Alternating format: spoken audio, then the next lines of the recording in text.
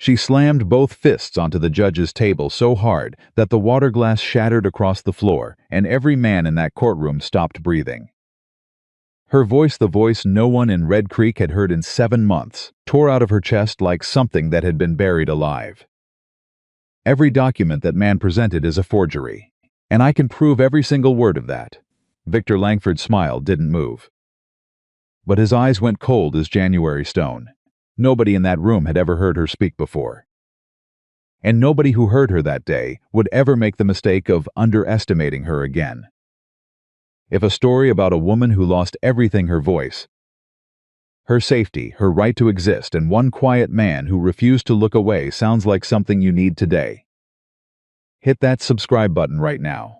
Ring that notification bell. And drop your city in the comments below. I want to see exactly how far this story travels.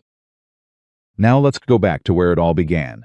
Clara Bellamy did not arrive in Red Creek like a woman starting over. She arrived like a woman who had already been broken once and was carrying the pieces carefully so nothing else could fall. It was a Tuesday morning in July of 1879. The stage from El Paso rolled in at 9:30, raising a wall of dust that settled slow over the main road. And when the driver called the stop and handed down the bags, most of the passengers stretched their legs and looked around and said anything the way people do when they've been cramped in a box for hours and need to hear their own voice again. Clara said nothing. She took her suitcase with both hands, pressed it against her chest, and stood in the middle of that dirt road while everyone else moved around her. And she looked at Red Creek the way a soldier looks at new territory, measuring it, mapping it, deciding where the danger was most likely to come from. One suitcase, $17, and a silence she hadn't chosen but had learned the hard way to wear like armor. She was 24 years old. She moved like someone twice that. A woman named Edna Pratt ran the boarding house, stout, gray-eyed, no nonsense in the way of women who had been managing difficult situations since before Clara was born. She met Clara at the door and looked her over with the practiced efficiency of someone who had let the wrong person through her door before and charged accordingly for the lesson. 2 weeks up front, Edna said. Supper at 6, breakfast at 7. No noise after 9. Clara nodded and counted out the bills. You got family here? Clara shook her head. Work lined up? Another shake. Edna's eyes narrowed. You, Clara opened her mouth. The words were right there. Yes, ma'am, I appreciate it. I'll be no trouble sitting just behind her teeth like they always were. And then the lock engaged, the same way it always did. Deep in her chest, a clench so complete and so fast she couldn't fight it even when she saw it coming. Her throat closed. Her face went hot. The silence poured back in and filled every space the words had been trying to occupy. She nodded, hard. Edna looked at her for a long moment. Rooms at the back, she finally said.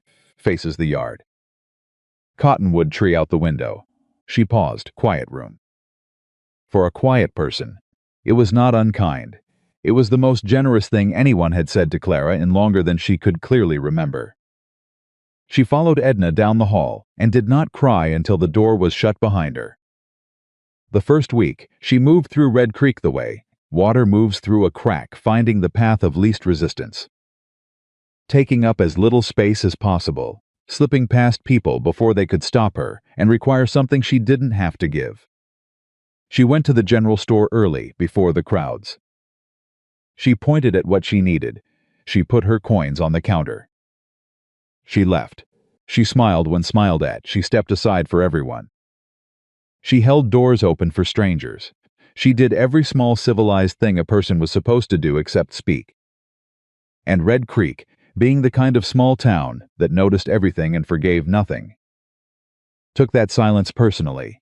By Wednesday of the first week, Martha Gibbs at the general store had told her sister that the new widow at Edna's place was cold and strange and clearly thinks she's above the rest of us. By Thursday, the sister had told the pastor's wife.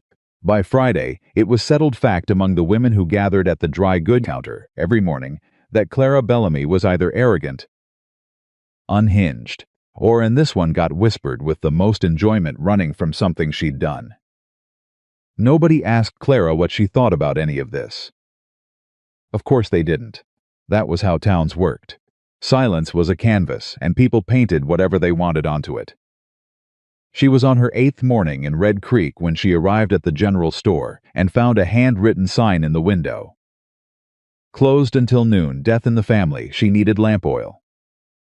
She had 2 candles left, and the room faced north, and she needed the lamp after dark to write on her tablet. And without the tablet, she had no way to communicate anything to anyone at all. She stood on the porch with her basket over her arm, and her palm pressed flat against the wood siding, and she breathed in the careful, counted way she'd learned 4 counts in, hold 4. 4 counts out because the locked door had felt.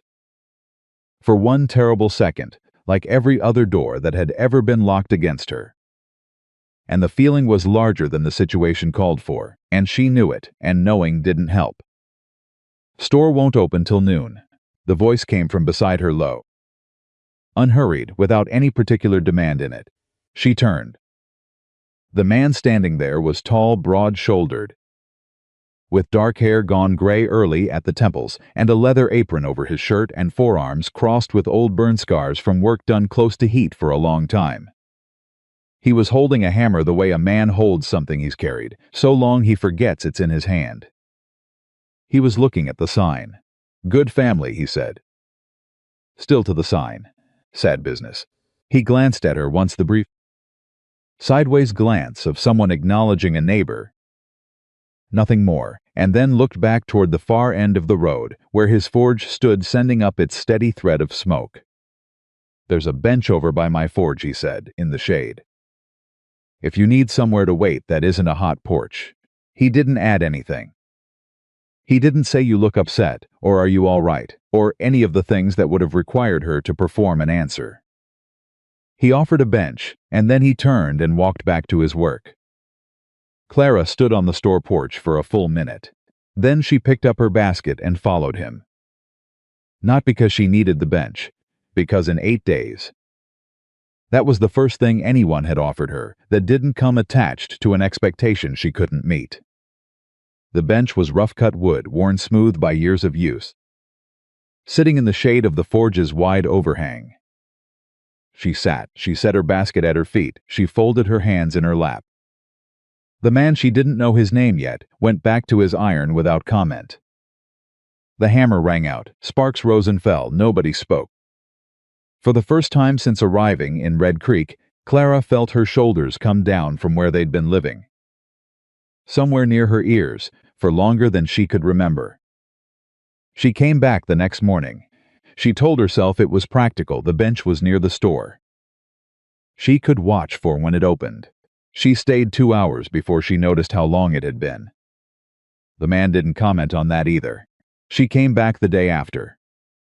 And the day after that. By the end of the 2nd week, she knew his name, Nathaniel Mercer, the town blacksmith. 33 years old, no family she'd heard mentioned. A man who ran his business with the same quality of focused quiet he brought to everything else. She'd learned it from overhearing, not from asking. She didn't ask things, and Nathaniel she had come to understand. Operated on the same economy, he didn't spend words on things that didn't require them.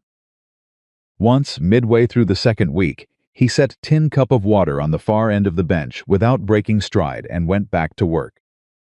She drank it, set the cup back, he picked it up later. Nothing was said, nothing needed to be. She began to understand, slowly, that he was not performing kindness for an audience.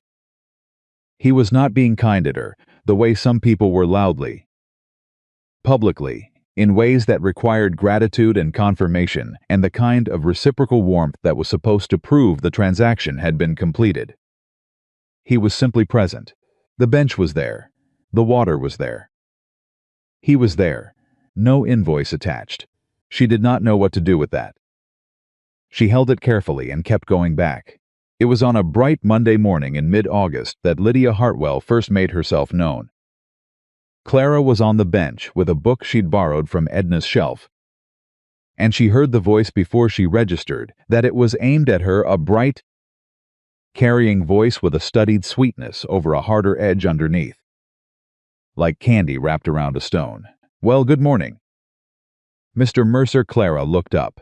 A young woman stood at the forge's entrance, beautiful in the arranged, conscious way of someone who had always been told she was beautiful and had organized her personality around it.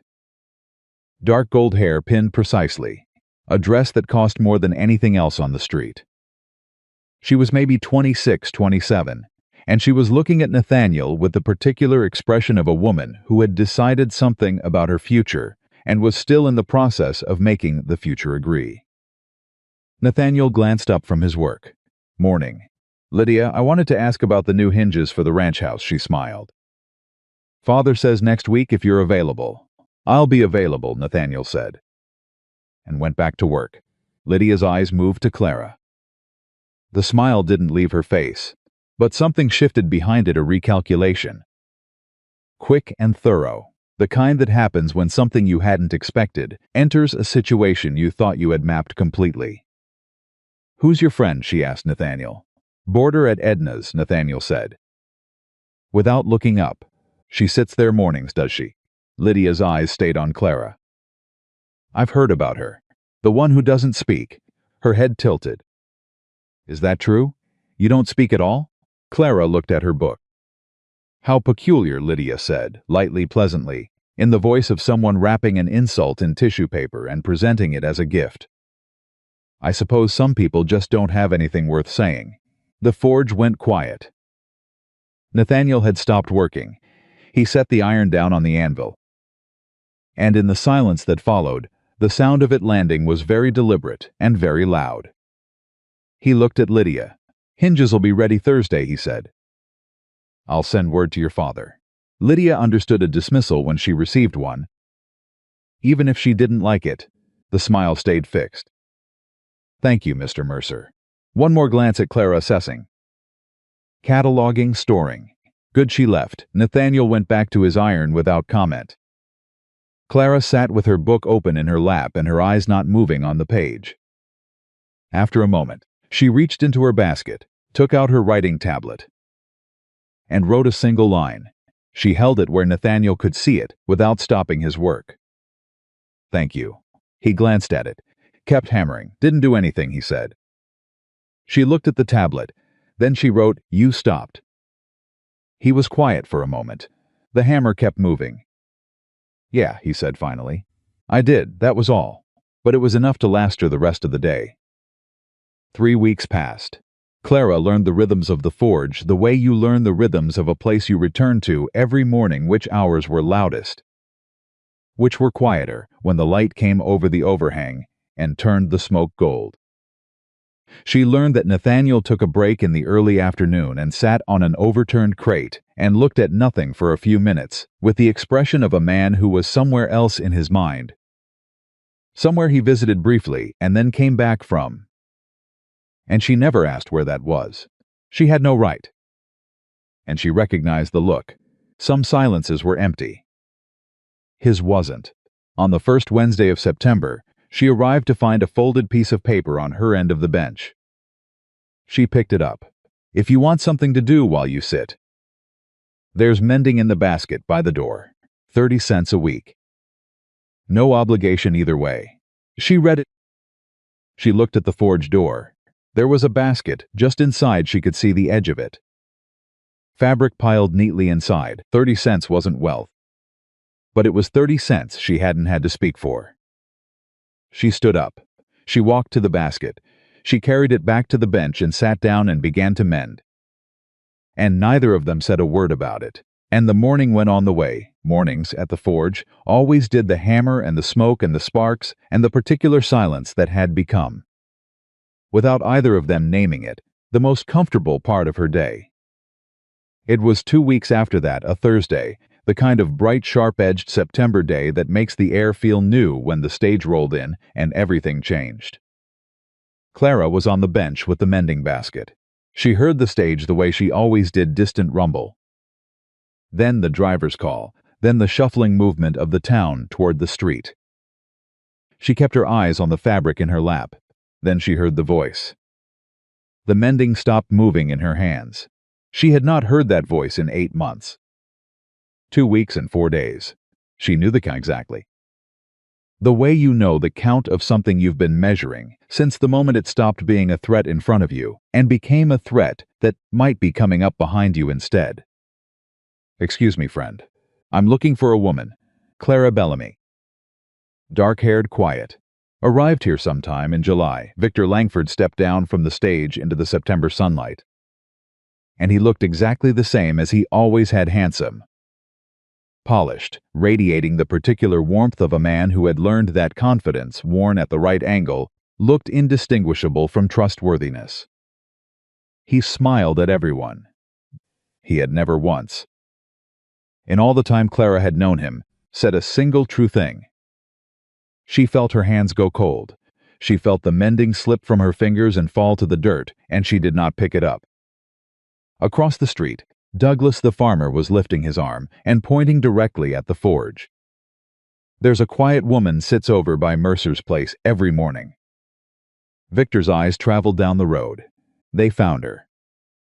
His smile widened by exactly the right amount. Well, he said pleasantly. To no one in particular. There she is.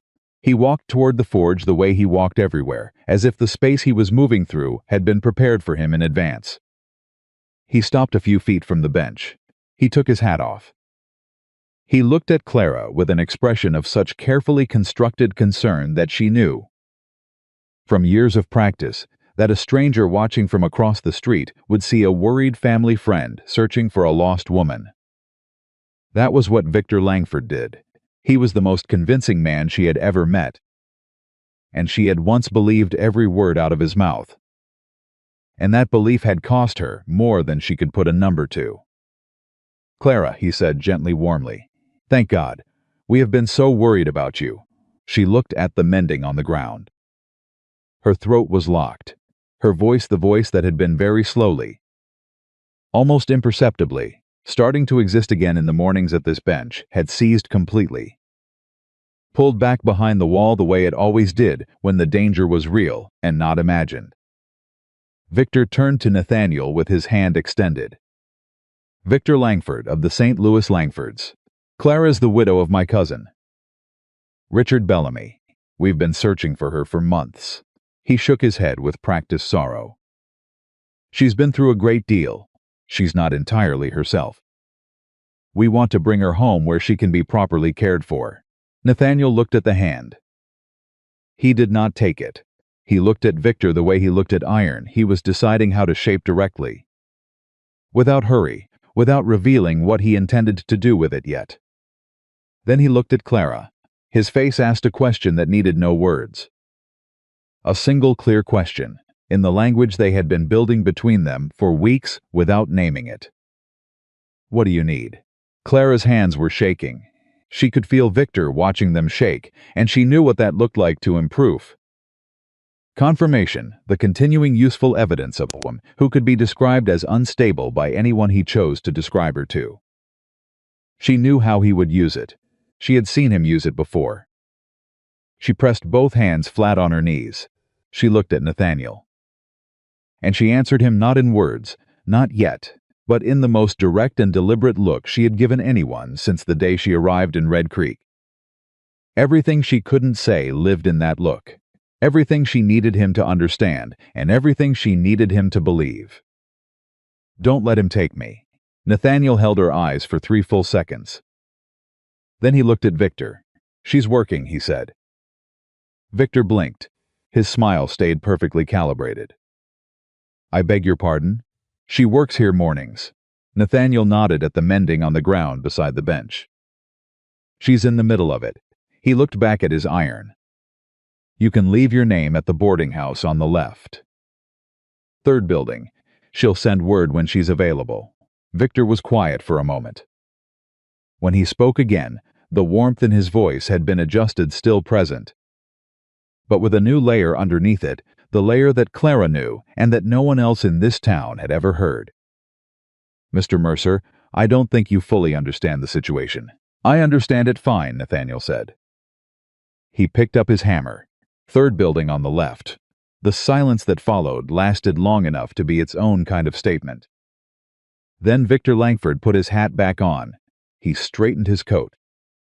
He looked at Clara one more time with the expression that meant this is not finished, and said, "I'll look forward to speaking with you soon." Clara, and turned and walked back toward the main road.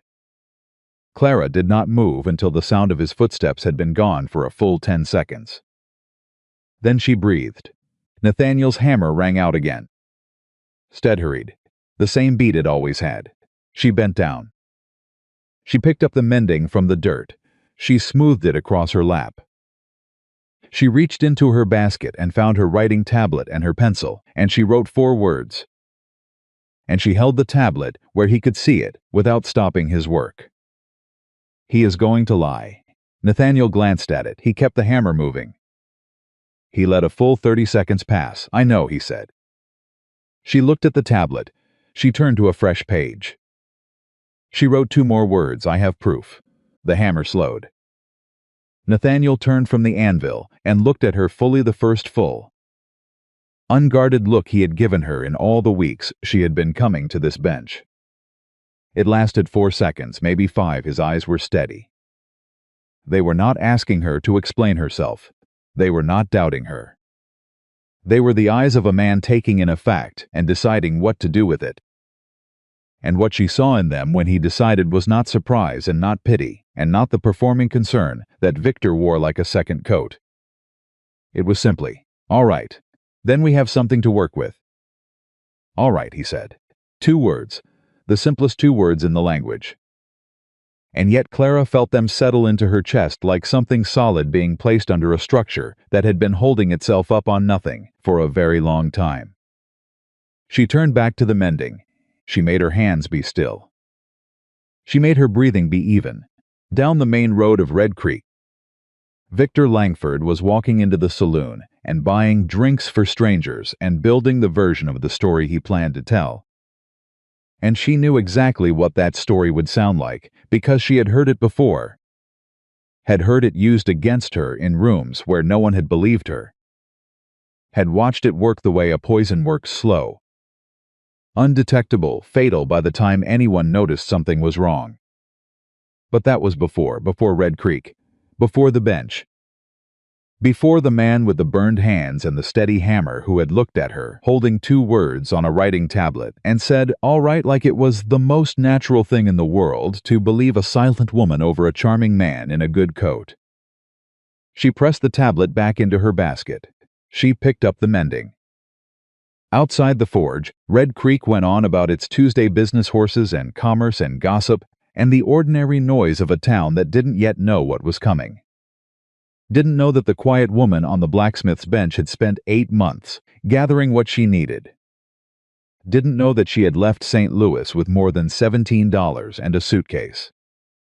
Didn't know what was folded inside the false bottom she'd built into that old leather case with her own hands the night before she ran. Didn't know that the woman they had spent weeks deciding was broken was, in fact, the only person in Red Creek who knew exactly what was about to happen. And was finally, for the first time in longer than she could count, not facing it alone. That evening Victor Langford did not waste a single minute. Clara knew his methods. She had watched them work before in parlors in St. Louis, in judges' offices, in the dining rooms of people who considered themselves too sophisticated to be fooled, and who were fooled completely. Victor did not begin with accusations. He began with concern.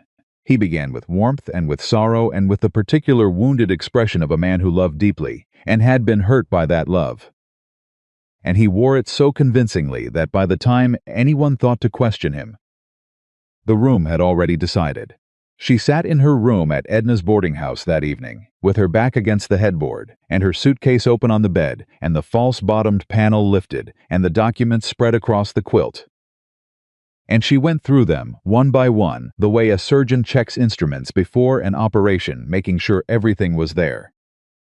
Making sure nothing had been damaged, making sure the story they told was still intact and legible and real.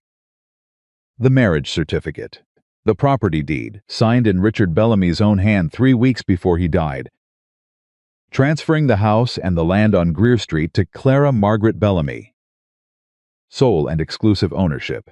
The letter from Richard's own attorney, a man named Hollis, in St. Louis, who had since been pressured into silence, but whose signature and seal were still on the paper.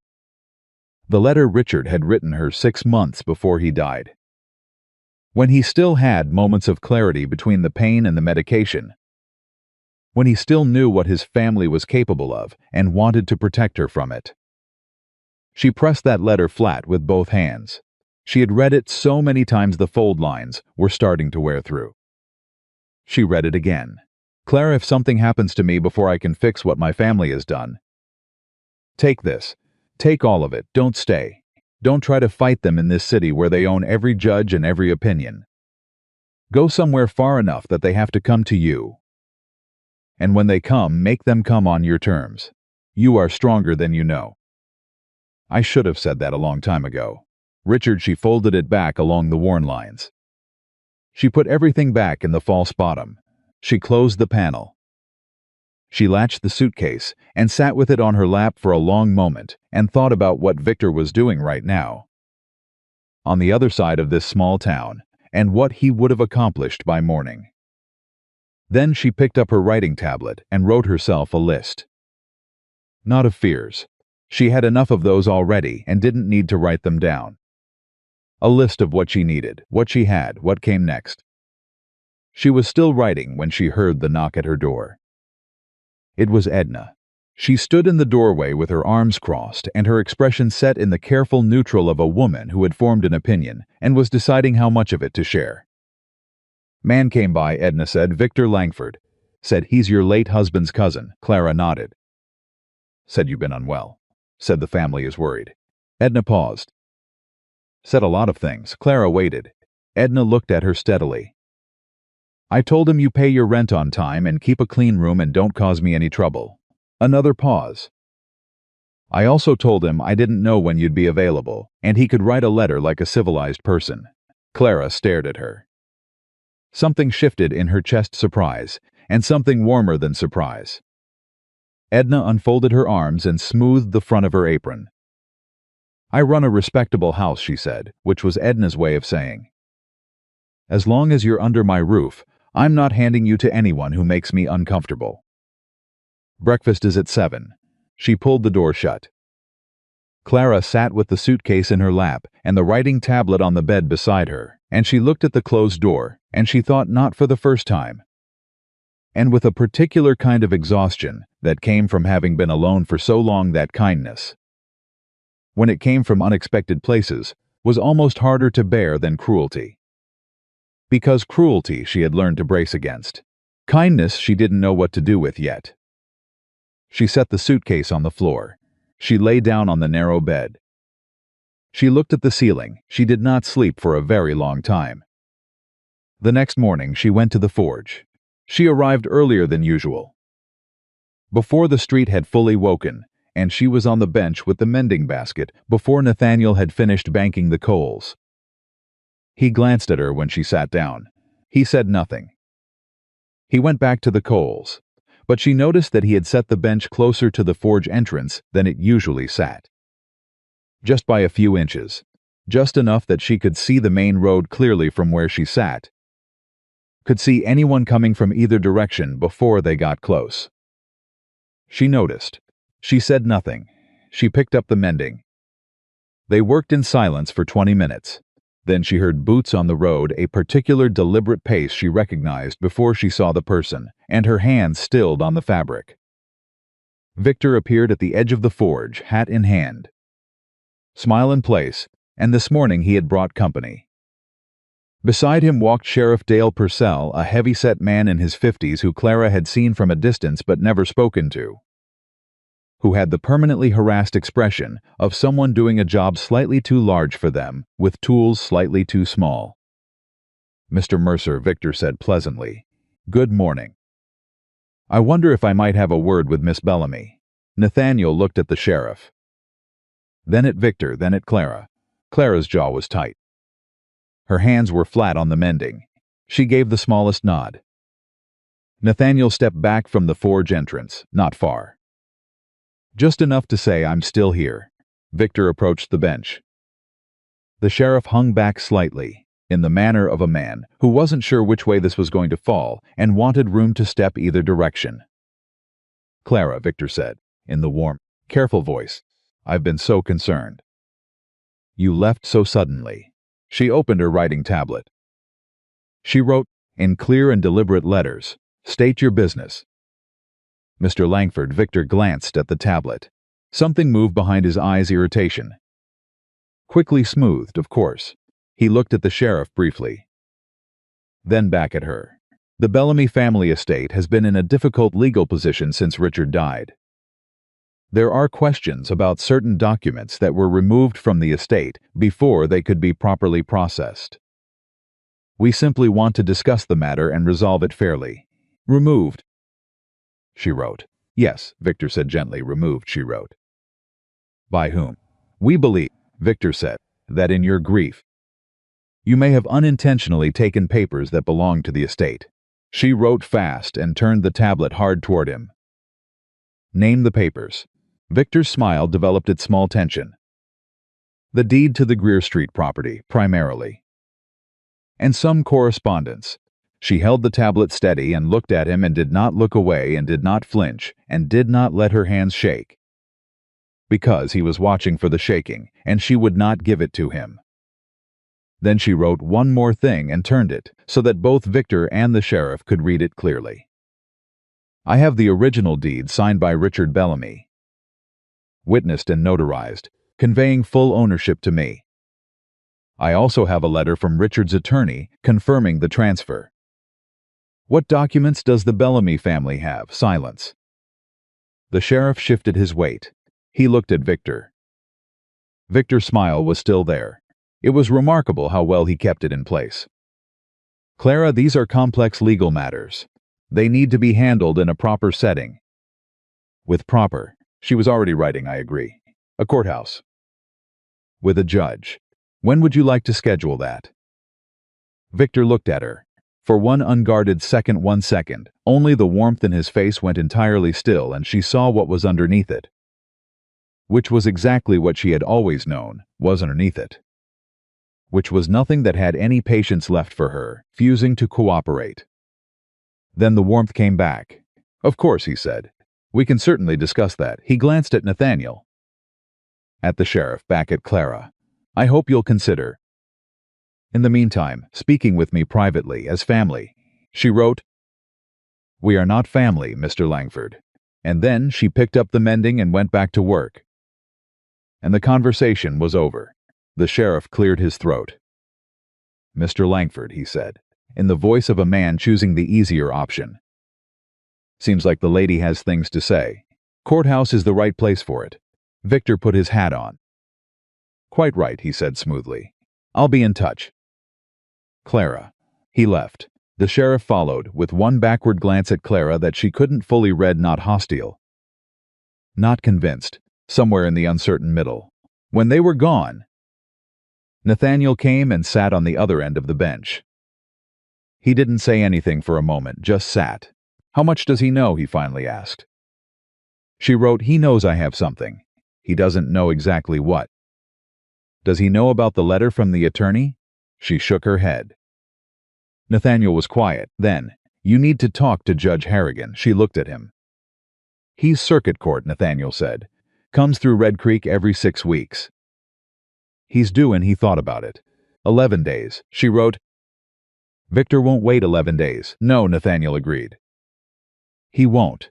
He looked at his hands for a moment, the burn-scared knuckles, the calloused palms, the hands of a man who had spent years solving problems with them. "Then we need to make sure that when he moves, you're ready." She looked at the tablet.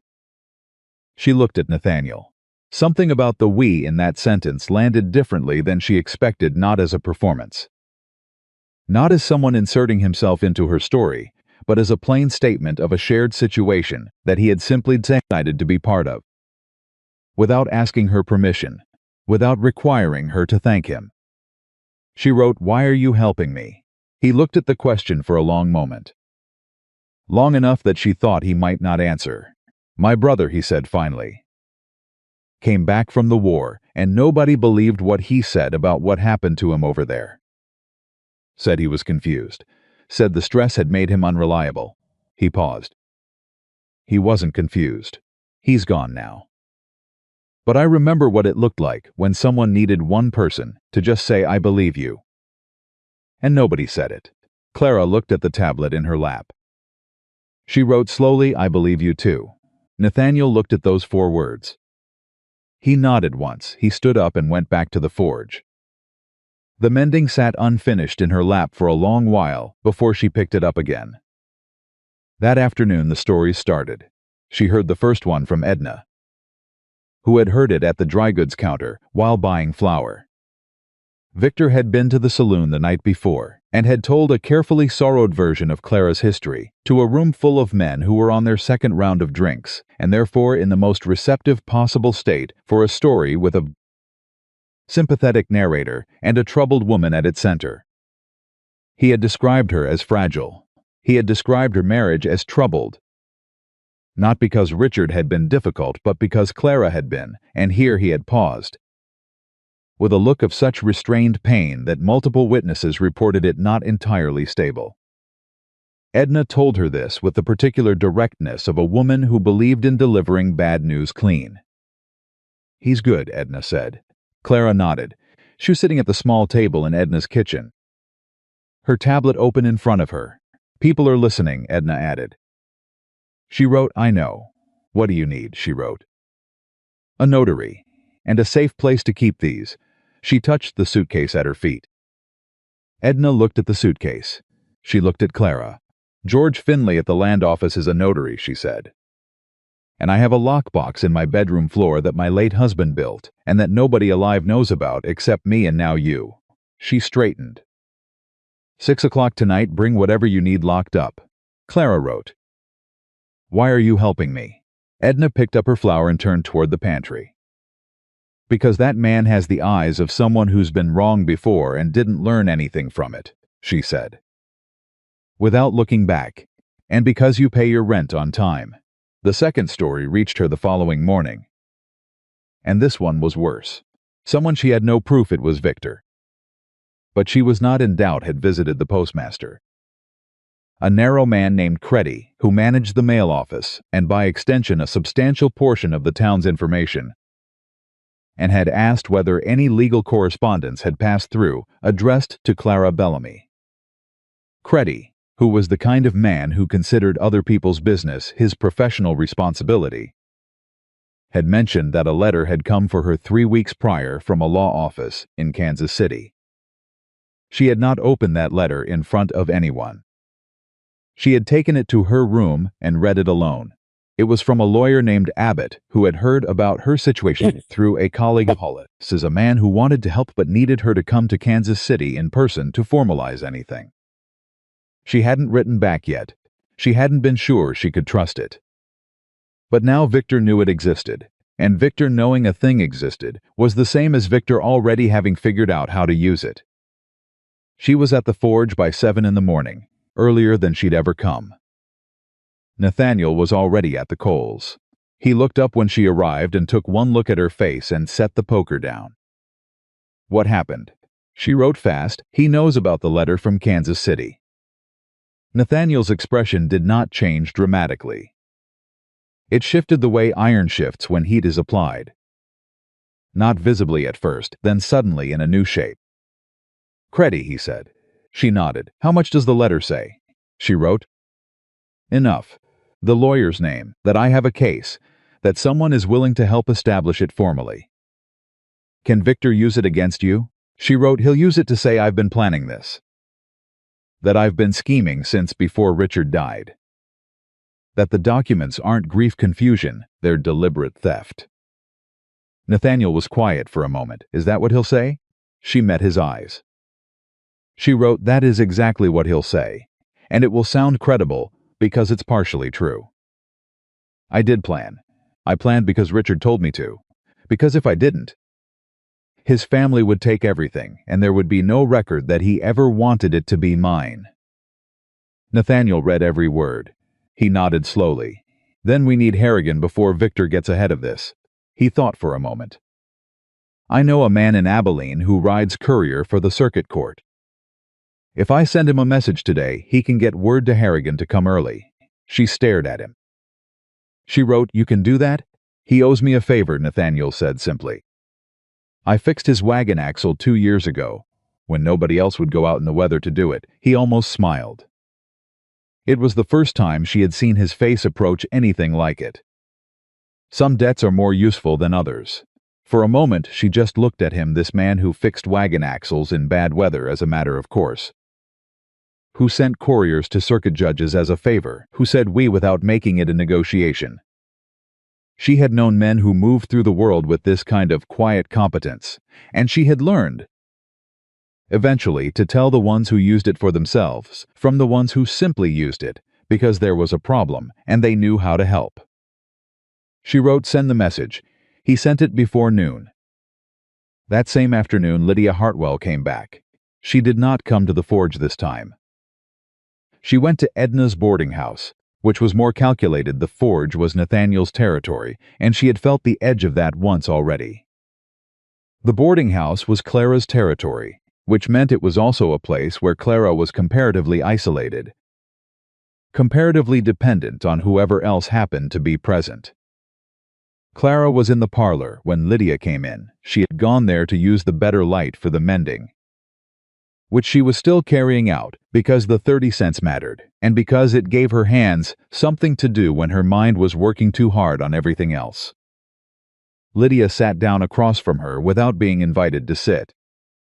She folded her hands in her lap, and she smiled the smile that Clara had already learned to read accurately, the one that meant the conversation had already been scripted, and this was the performance. "I've been thinking about you," Lydia said. Clara kept her hands on the mending. She waited. "Victor Langford spoke to my father last night," Lydia said. "And my father thinks very highly of the Langford family connections. He's inclined to be supportive." Clara's hand stilled. "I want you to understand," Lydia said, and her voice dropped its performance quality for exactly 1 sentence. Just enough to let something real through, that Nathaniel Mercer is not a man who should be wasted on a woman who is only passing through. The performance came back. He deserves someone who can actually contribute to this community. Someone who belongs here. Clara set the mending in her lap. She picked up her tablet. She wrote slowly and clearly, and turned it so Lydia could read every word. "Is that a warning or a threat?" Lydia's chin lifted. "It's a courtesy," she said. "One that you might consider returning by doing what makes sense. Take what Mr. Langford is offering. Go back where you came from." Clara looked at her. She held the look for a long time.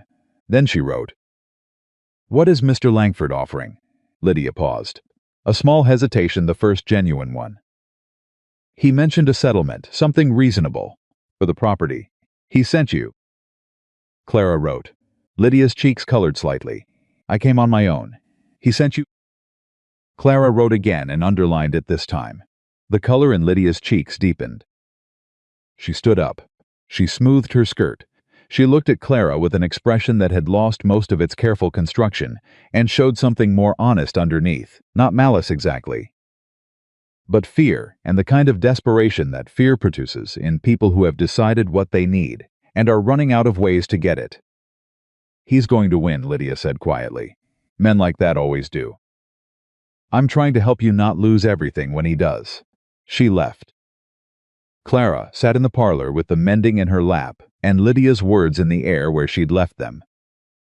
And she turned them over carefully, the way she turned over everything Victor said, looking for the true information inside the false packaging.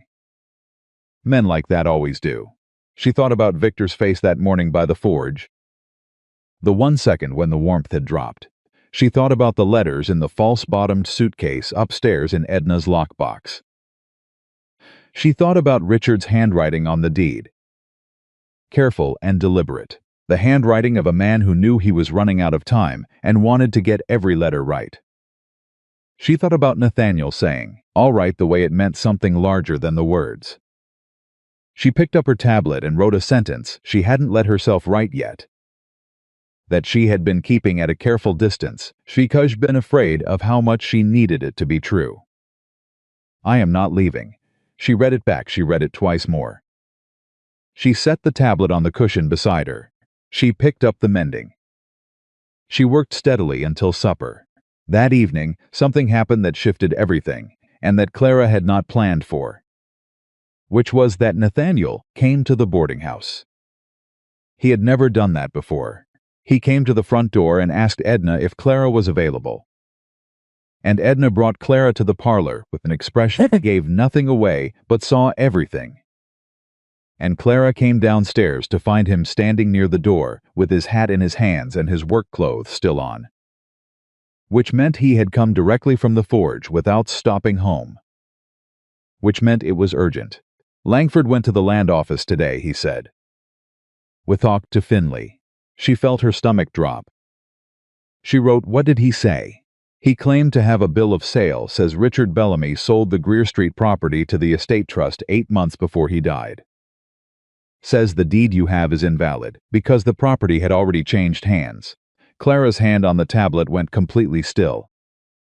She knew about the bill of sale. She knew because Richard had told her about it, told her that his family had presented it to him, told her they had pressured him to sign it during a period when the medication had been heavy and the clarity had been thin, told her he hadn't realized until later what he had signed.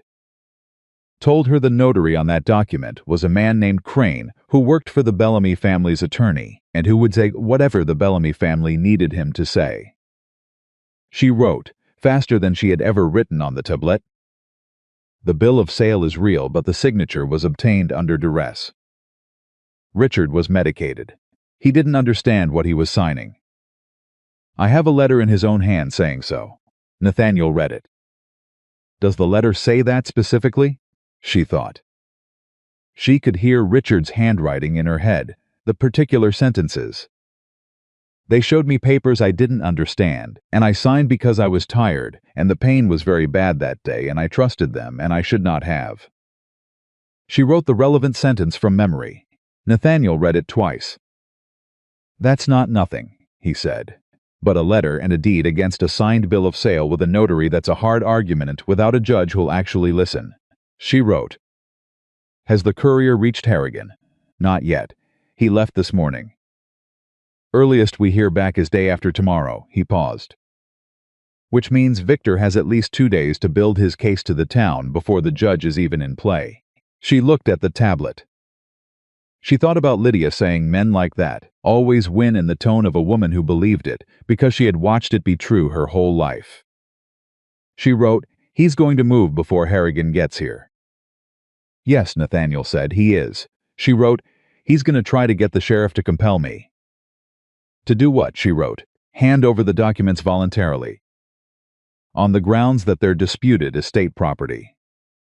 If I comply, he wins before we get to court. If I refuse, he uses the refusal to paint me as obstructive and unstable." Nathaniel was quiet for a moment. The kind of quiet she had come to understand was not absence, it was thinking. Active, deliberate, taking the problem apart with the same methodical attention he brought to iron. "Then you don't comply," he said, "and you don't refuse." She looked at him.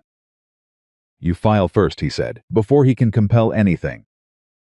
You go to the sheriff tomorrow morning, not as someone being compelled, as someone reporting a fraudulent claim against property that legally belongs to you. You get on record first." She stared at him. She wrote, "I can't speak to the sheriff." "You can write," he said.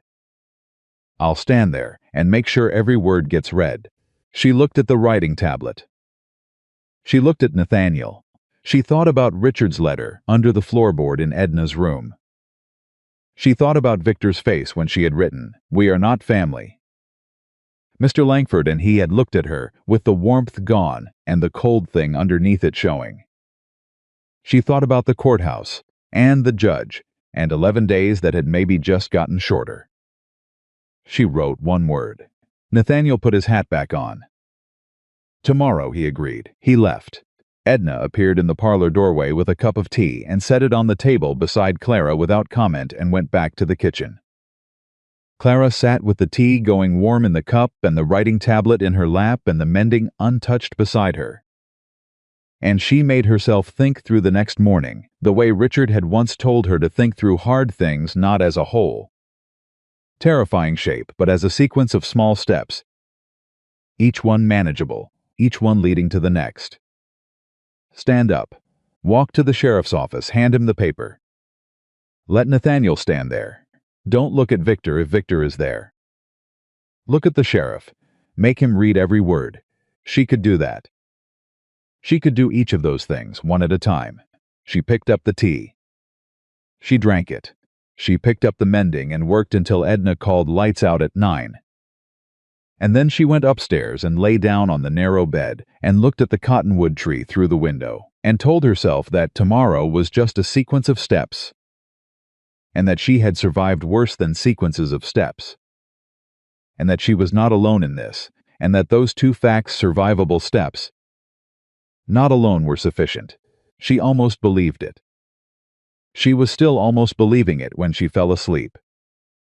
What she didn't know, lying in that narrow bed in Edna Pratt's boarding house while Red Creek settled into its quiet night, was that Victor Langford was not asleep. He was sitting at the small desk in his room at the hotel on the main road. And he was writing a letter, and the letter was addressed to a judge, not Harrigan. Not the circuit court, but a county judge in the next jurisdiction. A man named Fowler, who had ruled in favor of the Bellamy family estate in 2 previous matters, and who owed the Langford family more than professional courtesy. He finished the letter. He blotted it. He sealed it. He would have it on the early stage by morning, and when it arrived, and when Judge Fowler responded, and when his response arrived in Red Creek before Harrigan, before the circuit court, before any of the careful plans that were being laid in the parlor of a boarding house by a blacksmith and a woman with a writing tablet, everything that Clara had spent 8 months preparing for was going to change shape completely. Victor sealed the envelope. He set it on the desk. He blew out the lamp. He had always been patient. That was his real gift, not the charm. Not the warmth, not the smile. Those were just tools. The patience was the thing. The patience to wait and prepare and move only when the timing was exactly right. He had been patient for 8 months. He was almost done waiting. She was at the sheriff's office by 7:30 in the morning. Nathaniel was already waiting outside when she came down the street, hat in hand, standing with the particular stillness of a man who had said he would be somewhere, and was there. He looked at her when she arrived. He didn't ask if she was ready.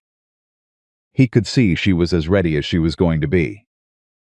And asking would have only given the fear more room. He held the door. She walked in. Sheriff Dale Purcell was behind his desk with a tin cup of coffee and expressions that shifted, and he saw who had come through his door. He set the cup down. He looked at Clara. He looked at Nathaniel. He looked back at Clara. "Miss Bellamy," he said carefully. She had the writing tablet already open. She had written the statement the night before, sitting at the small table in her room after Edna called lights out. Using a candle she'd kept burning past 9, because some things were more important than house rules. She had written it 5 times before she had the version she wanted precise, factual, stripped of everything that could be read as emotional instability. Which she knew was the trap, which she knew was exactly what Victor was waiting for her to fall into. She placed the written statement on the sheriff's desk and stepped back. Purcell picked it up. He read it. His eyes moved slowly down the page. And she watched his face the way she watched everything carefully, cataloging the small shifts, the slight tightening around his eyes when he reached the part about the bill of sale, the way his jaw moved when he read the paragraph about Richard's letter. He set it down.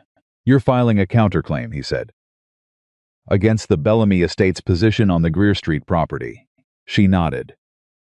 "In writing," he said, which was not quite a question. She nodded again and pointed at the tablet, at herself. At the words on the page, a gesture that said, "This is how I communicate. This is what I have. This is what I'm giving you." Purcell looked at Nathaniel. She always do her talking this way? She does, Nathaniel said. And she does it clearly. Purcell looked back at the statement. He was quiet for a moment. Then he said, I had a man in here yesterday. Victor Langford.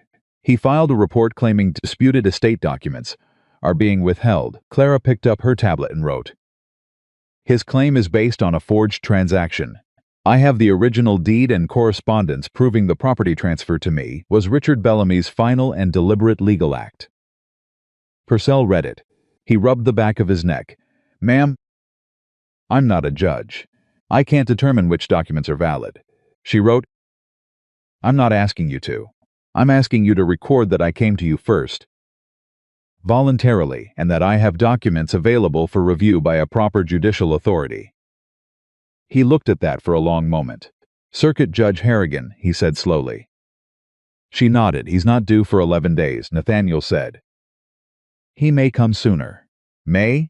I sent word, Nathaniel said. Asked him to move his schedule up, given the circumstances. Purcell was quiet again. He had the look of a man who had taken a job expecting it to involve mostly cattle disputes and Saturday night drunks, and had found himself, on an ordinary Thursday morning, holding something considerably more complicated. I'll record your statement, he said finally. I'll note the time and date you came in. He looked at Clara directly. That's what I can do right now. She wrote, That's what I need right now. Thank you. He took out his record book. He began to write. They were almost to the door when Purcell said, without looking up from the book, Langford's having dinner with the Hartwells tonight. Elias Hartwell is on the town council. He said it to the book. Not to them, but the information landed exactly as he intended it to. Clara looked at Nathaniel. Nathaniel looked at her. She wrote on the tablet and showed it to him only. Not to Purcell, he's building allies. Nathaniel's jaw was set. He held the door open. Come on, he said quietly. They were 20 feet from the sheriff's office when Clara heard the voice behind her and felt every muscle in her body go rigid before her mind had fully processed who it belonged to. Clara. Good morning. Victor Langford was crossing the street toward them. And he had timing that she had always found terrifying, the ability to appear at exactly the moment when she had just done something, and hadn't yet had time to steady herself. It was a skill. She had stopped believing it was coincidence a long time ago. He looked at Nathaniel first, Mr. Mercer, then at Clara. His eyes went briefly to the writing tablet under her arm. I hope everything is all right, she wrote, standing in the middle of the road. Everything is fine, Mr. Langford. I'm glad. He smiled. He had on his best coat this morning. I was hoping we might speak today. I've been thinking that this situation has become unnecessarily adversarial, and I'd like to see if we can resolve it more peacefully. He looked at Nathaniel. Perhaps without a third party present. Nathaniel didn't move. She goes where she wants, he said, and she's not obligated to talk to you without a witness. Victor's smile didn't waver. Of course not. I simply thought Clara was already writing. She turned the tablet toward him. Any communication between us happens in the presence of a witness or in writing delivered through the sheriff's office. If you have a legal position to state it through proper channels. Victor read it. The smile stayed, but she had known him long enough to see the thing that happened in his eyes when he encountered a resistance. He hadn't fully anticipated a very small recalibration, like a compass needle swinging to find north again. You've been getting advice, he said pleasantly. She wrote, I've been thinking clearly. It looks the same from the outside. Something moved across his face so fast she almost missed it. It was not anger. Victor didn't do anger, not where anyone could see it. It was something colder and more considered than anger. It was the expression of a man reassessing the size of the problem in front of him and deciding he needed larger tools. Well, he said with every appearance of warmth, I look forward to resolving this properly. Give my regards to Judge Fowler when he arrives. He tipped his hat and walked away. Clara stood in the middle of the road and read those last words again in her memory and felt the ground shift slightly under her feet. Nathaniel had heard it too. She could tell by the stillness that came over him. She wrote fast, "Who is Judge Fowler?" Nathaniel's expression was controlled. But she had learned to read the things he kept controlled. "County judge," he said carefully. "Different jurisdiction from Harrigan. Based out of Millhaven." She wrote, "Is he connected to the Bellamy family?" Nathaniel didn't answer immediately, which was its own answer. She wrote, "How connected?" "I don't know for certain," he said. "But if Langford's invoking his name like that," he stopped. He started again. "We need to find out what he filed and when." She was already walking back toward the sheriff's office. Purcell looked up when they came back through the door. He registered their faces. He set his coffee down again. "Langford just mentioned Judge Fowler to us," Nathaniel said. "Outside, did he file something with Fowler's court?" Purcell was quiet for 1 second too long. "Sheriff," Nathaniel said. "A petition came through yesterday," Purcell said, with the careful delivery of a man who was choosing his words around something uncomfortable. "Requesting a preliminary injunction, ordering the disputed documents held by county authority pending a full hearing in Fowler's court." Clara's hand moved on the tablet before she fully decided to write. "When did it arrive?" "Yesterday afternoon, after she had come to the land office with Nathaniel's plan. After Victor had spoken to Finley, after she had told Edna about the lockbox. He had filed it yesterday afternoon, which meant he had written it the night before. Which meant he had written it the same night he had come to Edna's boarding house and been turned away. The same night she had been lying in the narrow bed, telling herself the steps were manageable. While she was planning, he had already moved. She wrote.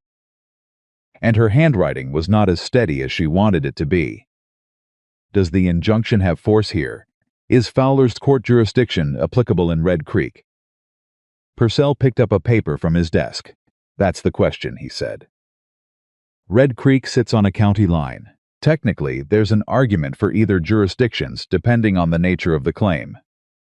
Langford's attorney in Kansas City filed on the basis that the estate matters originate in Missouri, and the property documentation was transported across state lines." She stared at him. She wrote, "That's not how jurisdiction works." "No," Purcell said. "It's not straightforward. But it's enough of an argument that Fowler granted the preliminary.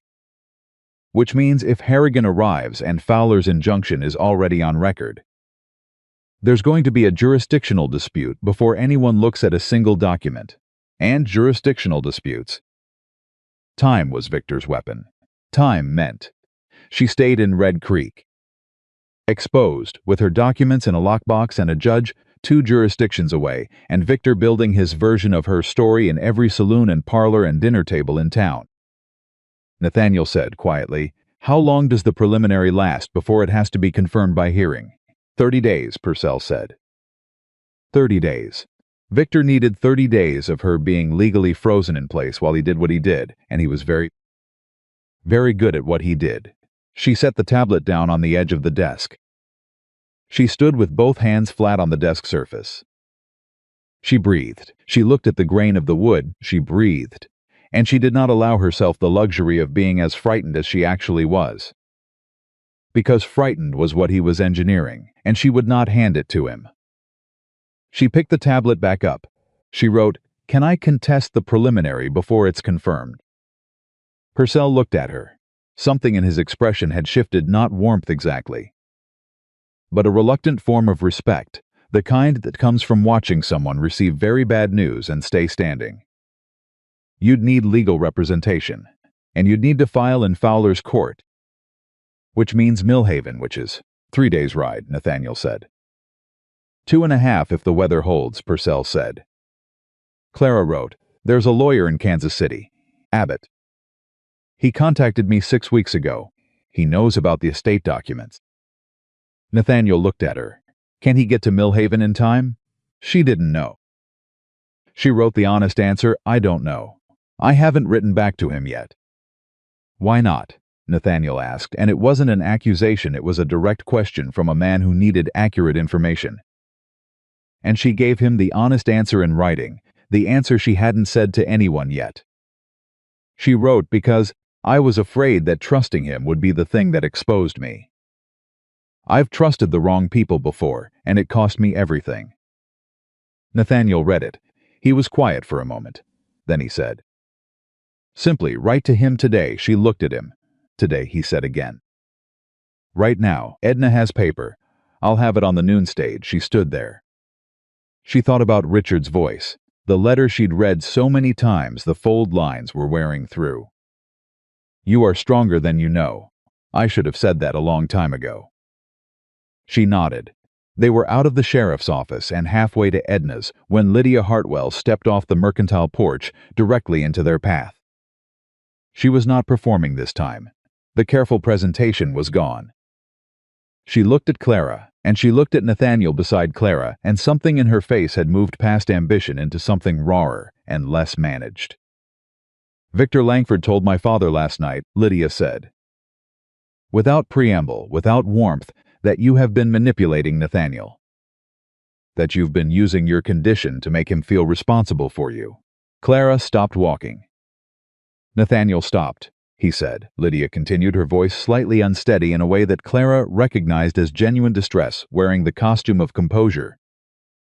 That you did the same thing to Richard Bellamy, that you were very good at making men feel like you needed saving. Clara's jaw tightened. She wrote quickly and clearly, and turned the tablet toward Lydia. "Is that what you believe?" Lydia's chin lifted.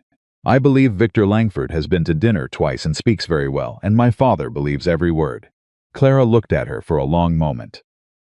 Then she wrote something else entirely, something she hadn't planned to write. That came from the part of her that recognized something real in Lydia's distress. Underneath all the agenda, and the competition and the fear. "Your father is being used, Miss Hartwell. So are you. Victor is very good at finding people who want something and offering to help them get it." "What did he offer you?" Lydia looked at the words. The color rose in her face. For a moment, Clara thought she was going to deny it and walk away. Instead, Lydia said very quietly, "He said if the matter resolved in the estate's favor, there would be an introduction to a business associate in Denver. For my father's ranch contracts." She stopped. "He made it sound like a favor." Clara wrote, "It was a purchase.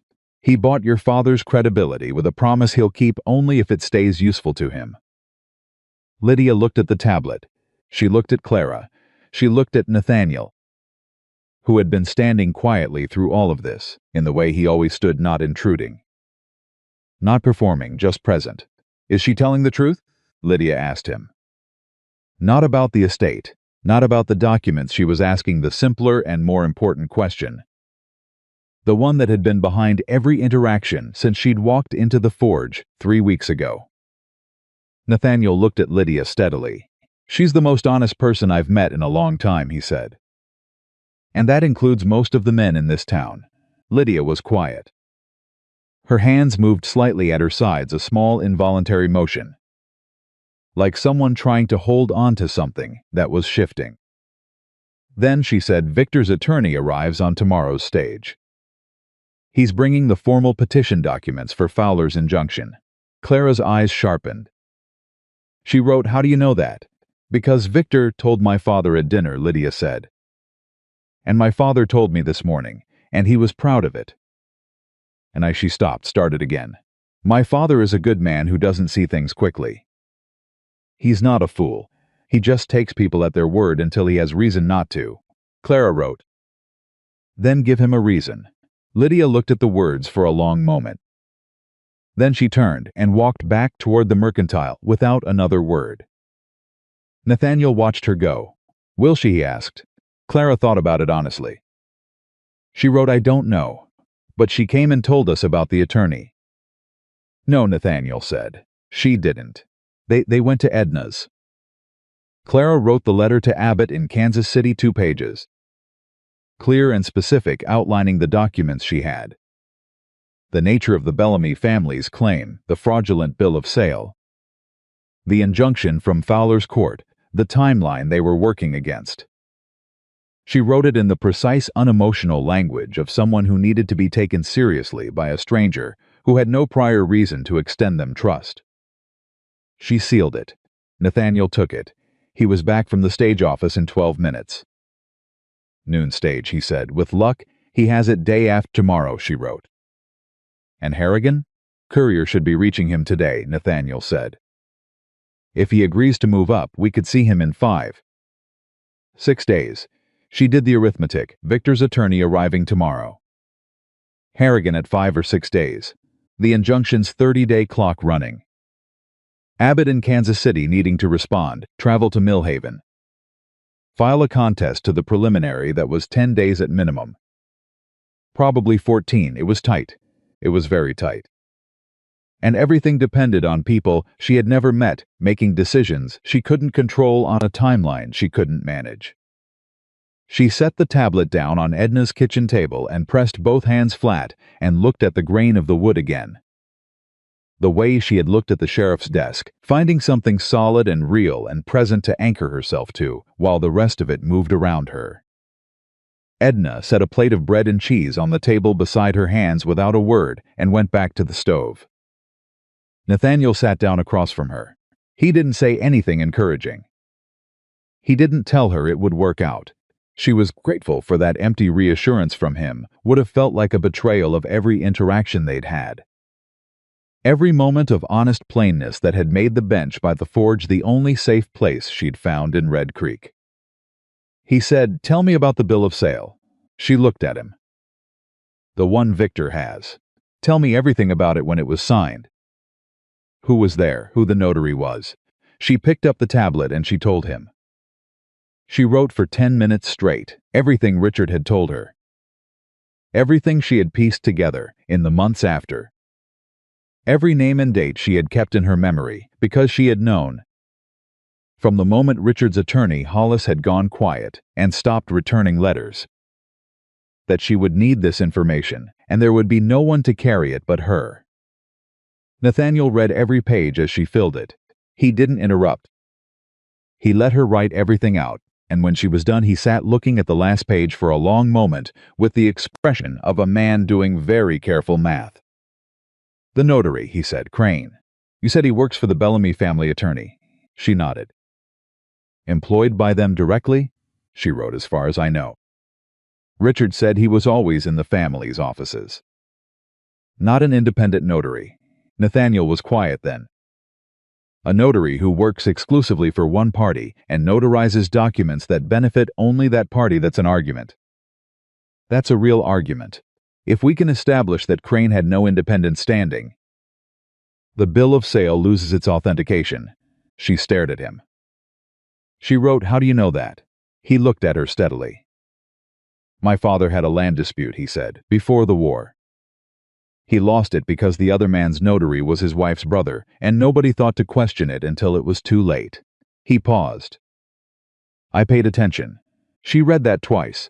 She thought about this man, this quiet, careful, burned-handed man who fixed wagon axles in bad weather and paid attention to land disputes and sent couriers to circuit judges and sat on overturned crates in the early afternoons, visiting some private silence, and she thought about how little she had known about him 3 weeks ago, and how much had shifted in the way she understood the space between them. She wrote, "Can we prove Crane worked exclusively for the Bellamy family?" "If he's licensed, there's a record of his commissions," Nathaniel said. "State registry. Hollis would have known about it if your attorney in Kansas City is worth the paper his license is printed on. He can get those records." She added a postscript to the letter she'd already sent. She wrote it on a separate paper and gave it to Nathaniel. "Second state?" she asked, pointing at the paper. "Then at the stage office." Then back at him. Their shorthand had gotten very efficient in the last hour. "Second stage," he confirmed and took it. While he was gone, Edna sat down at the table across from Clara with her own cup of tea and said, "Without ceremony, Victor Langford went into the telegraph office this morning." Clara looked at her. "Creddy told me," Edna said. "We have an arrangement. He tells me things that happen in this town that he thinks I should know. And I don't tell his wife about his arrangement with the widow Perkins out on the Abilene Road." Clara stared at her. Small towns, Edna said placidly, run on information. Always have. She drank her tea. He sent 2 telegrams. One to Kansas City and one to Millhaven, Kansas City. That was Abbott's address. The letter she had sent on the noon stage, Victor had sent a telegraph this morning, which meant his message would arrive in Kansas City hours before her letter. And the telegraph to Millhaven, that was Fowler's Court. Victor was shoring up every angle simultaneously. He was informing Fowler's Court that she was in contact with opposing counsel. He was getting to Abbott first with whatever version of the story he was building. She wrote on the tablet and pushed it across the table to Edna. He's going to poison Abbott before my letter arrives. Edna read it. She set her cup down. Can you telegraph Abbott directly? Get there before Langford's message lands. She hadn't thought of that. She should have thought of that. She was already standing up. She went to the telegraph office with Edna beside her because Edna had announced that she was coming, and Clara had learned not to argue with Edna's announcements. Creddy looked up when they came in with an expression that tried to be neutral and achieved guilty. She wrote her message on a telegraph form 8 words. The minimum that carried the necessary meaning. Langford sending false information. My letter follows. Trust it. She added Abbott's name and the Kansas City address she'd memorized from the envelope she'd received 6 weeks ago. Creddy looked at the form. He looked at Edna. Send it, Edna said pleasantly. He sent it. They were back at the boarding house when Nathaniel returned from the stage office, and she met him at the door and told him about the telegraph in writing and watched his face as he read it and saw the thing she had seen there before the recalibration. The quick mental inventory. The turning of pieces. He's faster than I gave him credit for, Nathaniel said. She wrote, he's always been fast. He's been doing this longer than I've been trying to stop him. Then we stop underestimating him, Nathaniel said. Starting now, she nodded. Nathaniel looked at her for a moment. Not the brief sideways glances she had gotten used to, a full look. Direct and unguarded. The same quality as the one he'd given her when she'd held up, I have proof on the tablet by the forge. Like he was taking stock of something that mattered. You need to sleep tonight, he said. She almost laughed. She wrote, that's your advice right now? It's not advice, he said. It's a fact. You've been running on fear and planning since the moment that stage rolled in and you recognized his voice. Fear wears out faster than patience, and he's betting on you wearing out first. She looked at the tablet. She read what he'd said again in her head. She wrote, How do you know that? Because it's what I do, he said simply. If I were him. She sat with that for a moment. Then she wrote, Do you think we can win? Nathaniel was quiet. He gave her the honest answer. The one that could have been cruel, and instead was something closer to the truest form of respect she had ever been offered. I think you have everything you need to win, he said. Whether you win depends on whether Harrigan gets here before Fowler's man does. Whether Abbott decides you're worth the fight, and whether the right people in this town are paying attention when it matters. He paused. And whether you stay in one piece long enough to see it through. She looked at him. She wrote one word. Oki nodded. He picked up his hat from the hall table where he'd set it. He was at the door when she held up the tablet one more time. She had written Nathaniel. He turned. Why did you come to the boarding house last night? You could have sent a message with Edna. He looked at the question for a moment. Because I wanted to see your face when I told you, he said. Wanted to make sure you were all right. He paused. You weren't all right, but you were steady, and that mattered more. He left. Clara stood in Edna's front hallway with the writing tablet against her chest and the sound of his boots on the porch steps and then on the road outside. And she stood there until the sound faded and then a little longer after that. Then she went upstairs. She opened the suitcase. She checked the documents one more time, the deed. The letter, the attorney's seal, Richard's handwriting worn thin along the fold lines. Everything still there, everything still real. She closed the case. She latched it. She lay down on the narrow bed and looked at the cottonwood tree through the window. She was asleep before the lamp burned down.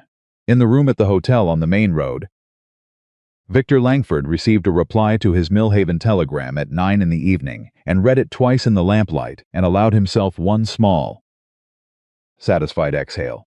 Judge Fowler's clerk had confirmed. The attorney was on the morning stage as planned, and Fowler had added one line at the end of the message, in his own words rather than the clerk's, which told Victor everything he needed to know about how well his months of groundwork had held. The matter will be resolved in favor of the estate. Proceed with confidence. Victor folded the message. He put it in his coat pocket. He blew out the lamp. Harrigan could come whenever he liked. By the time the circuit court judge arrived in Red Creek, the jurisdictional question would already be answered. The documents would be under court seal in Fowler's jurisdiction. And the quiet woman with the writing tablet would have exactly two choices: accept the settlement or face a protracted legal battle across two state lines with no money. No attorney and no one in Red Creek who mattered still on her side. He had done this before. He was very good at it. He went to sleep. And he did not dream, because men like Victor Langford had long since stopped being troubled by the things they did while they were awake. The attorney arrived on the morning stage exactly as Victor had promised. His name was Caldwell. He was a thin man in his 40s with the kind of precise, unhurried movements that came from decades of courtrooms, a man who had learned that speed looked like desperation and that stillness looked like power, and who had deployed that stillness long enough that it had become genuine. He stepped off the stage, straightened his coat, accepted his bag from the driver without looking at him, and stood for exactly 10 seconds taking in Red Creek with the expression of someone cataloging a place they intended to leave as soon as possible. Clara saw him from the bench. She had been at the forge since 6:30 earlier than usual, early enough that Nathaniel had raised an eyebrow when she appeared, early enough that the street was still quiet and she could see the stage arrive without being surrounded by the morning crowd. She had the mending in her lap, but she was not mending. Her hands were still and her eyes were on the road. Nathaniel followed her gaze when the stage rolled in. He set his work down. They watched Caldwell cross the road toward the hotel. They watched Victor come out of the hotel to meet him, and that told her everything about timing. Because Victor had been watching for the stage too. Which meant he had been awake and ready, which meant he had not slept easy despite the telegram from Fowler's clerk. Good, she thought. Let him be tired too, Nathaniel said. Quietly, he moves like a man who already thinks he's won. She wrote on the tablet. He thinks Fowler's injunction is enough. He thinks I'll fold when I see the formal paperwork. Will the formal paperwork change anything? She shook her head firmly. Then she wrote, it changes the pressure, not the facts. Then we stay on the facts, Nathaniel said, and went back to the iron. She watched Victor clap Caldwell on the shoulder and steer him inside the hotel. And she noticed that Victor did not look toward the forge. Not once. He was too experienced to look at the thing he was worried about. But the deliberateness of not looking was itself information. And she filed it away. The morning wore on. She mended. Nathaniel worked. The town moved around them. At 9:30, Edna appeared at the edge of the forge with her shopping basket over her arm, and the particular expression that meant she had come with news and was deciding how to deliver it. Caldwell spent an hour with Purcell this morning, she said. Without preamble, before the sheriff's office officially opened. Creddy saw them go in. Clara set down the mending. Purcell came out, Edna continued, and opened the office, and hung a notice on the door. Creddy couldn't read it from across the street. Clara was already on her feet. Nathaniel was right behind her. They reached the sheriff's office and read the notice together, standing on the porch in the morning light. It was a formal notification of pending jurisdictional review. In plain language, until Fowler's court ruled on the question of jurisdiction, No local authority in Red Creek could act on any claims related to the Bellamy estate matter, including, specifically, the counterclaim that Clara had filed the previous morning. Her filing was frozen. Caldwell had walked into Purcell's office before breakfast and suspended the only legal ground she had managed to establish. She stood on the porch and read the notice twice, and felt the architecture of the situation shift under her feet the way she had felt it shift in St. Louis, in parlors and offices, where men with better connections than she had quietly moved the walls around her until the room she was standing in was too small to fight in. Nathaniel's hand came to rest at the edge of the porch railing beside her, not touching her. Just there, the way the bench had been there, the way the water cup had been there. Present. She breathed. She opened her tablet. She wrote, "He's shrinking the room." Nathaniel read it. "Then we need a bigger room," he said. She looked at him. "Harrigan," he said. "Circuit Court supersedes county in matters of interstate property transfer. If Harrigan gets here and asserts jurisdiction before Fowler's court, can hold a formal hearing. Caldwell's injunction becomes a procedural footnote," she wrote. "Have you heard back from your courier?" "Not yet." He looked at the notice on the door. His jaw was set. "I'm going to ride out and meet him." She stared at him. She wrote, "Half a day's ride." "Yes," he said. She wrote, "You'd close the forge." "It'll open again when I get back," he said. As if that were the simplest thing in the world, which for him, she was beginning to understand it actually was. She looked at the notice. She looked at Nathaniel. She wrote, "Why are you doing this?" He looked at the question for a moment, and she thought he might say what he'd said before the answer about his brother. About believing people when no one else would. Instead, he said something different. Something quieter.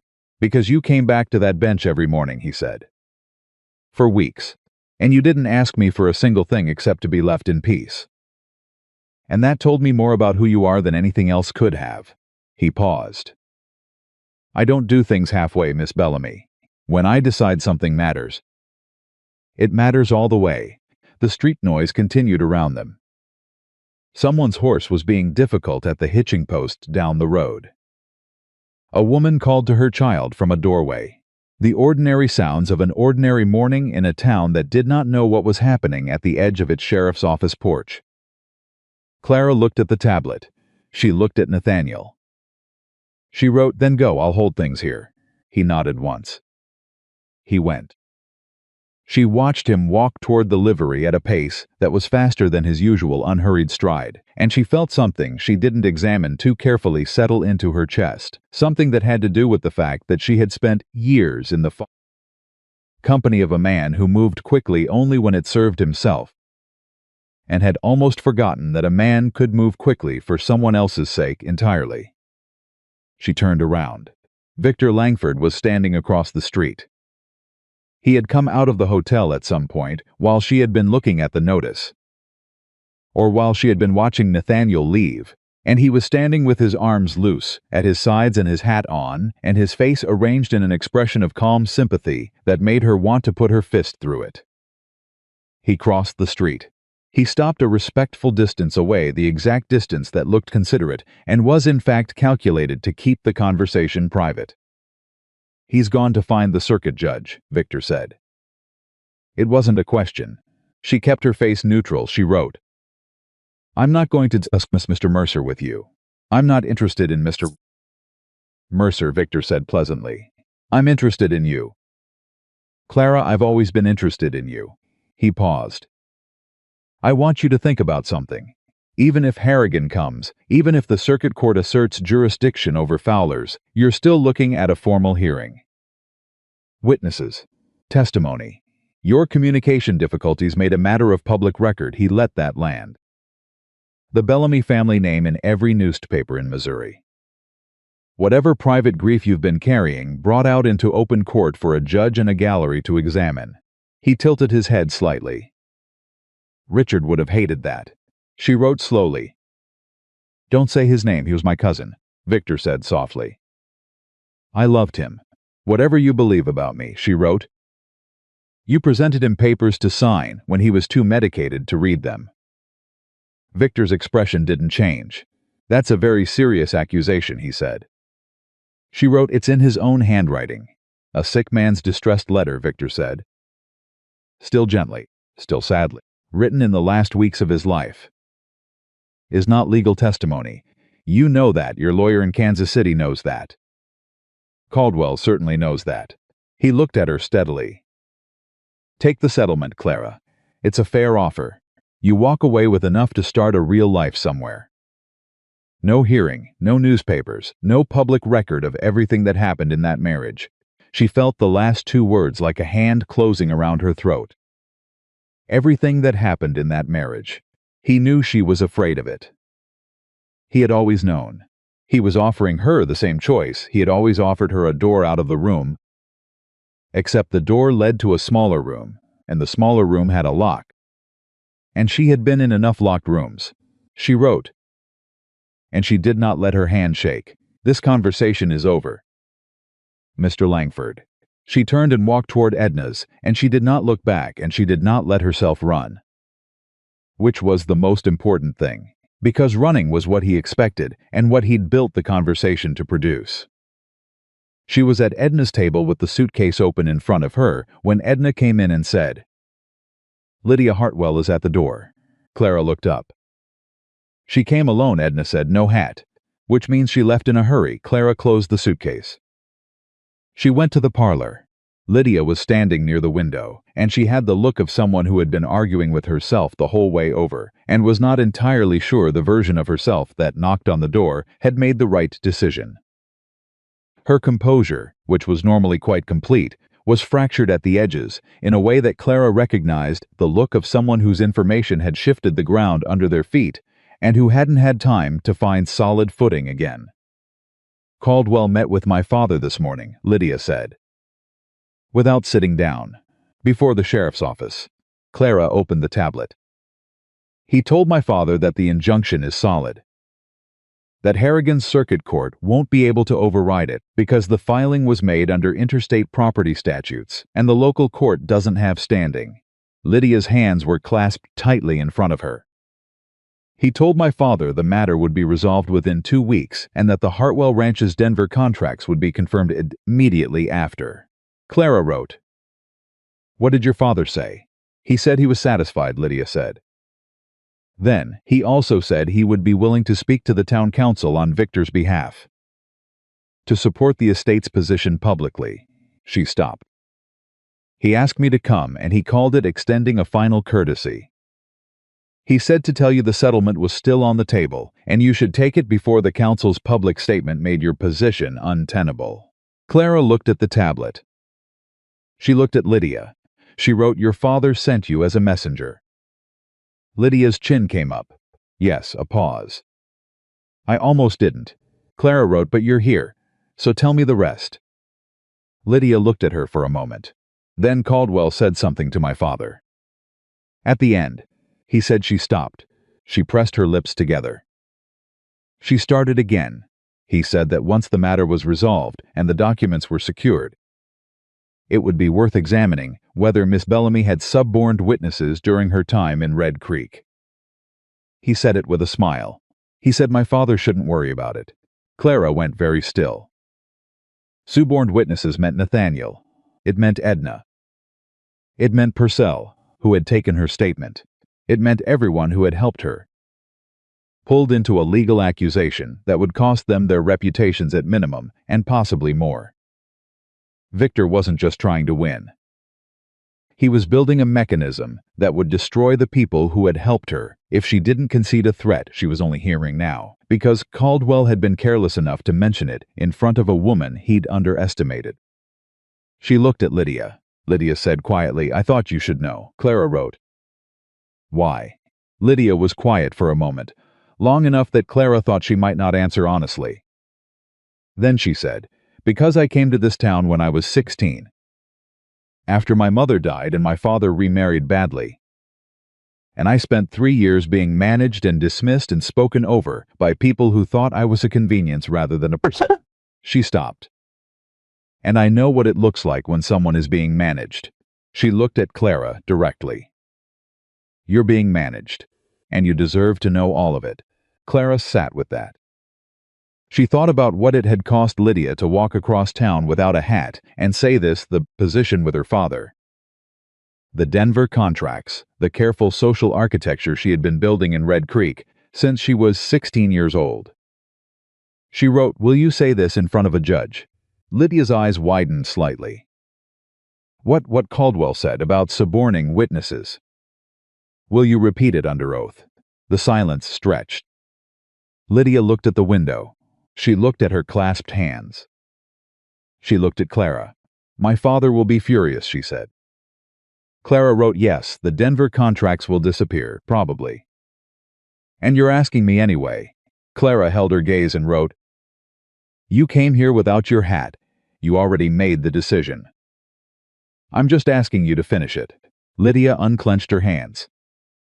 She smoothed the front of her dress, a habitual gesture. The movement of a woman putting herself back in order. She breathed. She lifted her chin. "Yes," she said. "I'll say it." Clara wrote 2 words, "Thank you." Lydia nodded once. She left. Edna appeared in the doorway the moment Lydia was gone. As if she had been listening from the hall, which she absolutely had been, and which Clara had known and didn't mind at all. "Nathaniel needs to know about the witness threat," Edna said. Clara was already writing it down on paper, everything Lydia had said. The exact wording Caldwell had used, everything she could reconstruct word for word, because paper lasted and memory was fallible, and she was done losing things to the gap between what was true and what could be proven. She also wrote a second note. She folded it. She handed it to Edna. "For the telegraph office," she said, and then she stopped. Because she had said it out loud, and the words had come out of her mouth, thin and slightly rough from disuse, and nothing like the voice she remembered having, but real and present and audible in the quiet of Edna's parlor. They both heard it. Edna looked at her. Her expression did not make a production of it. She simply took the note and said, "I'll have Creddy send it within the hour," and went. Clara sat in the parlor alone.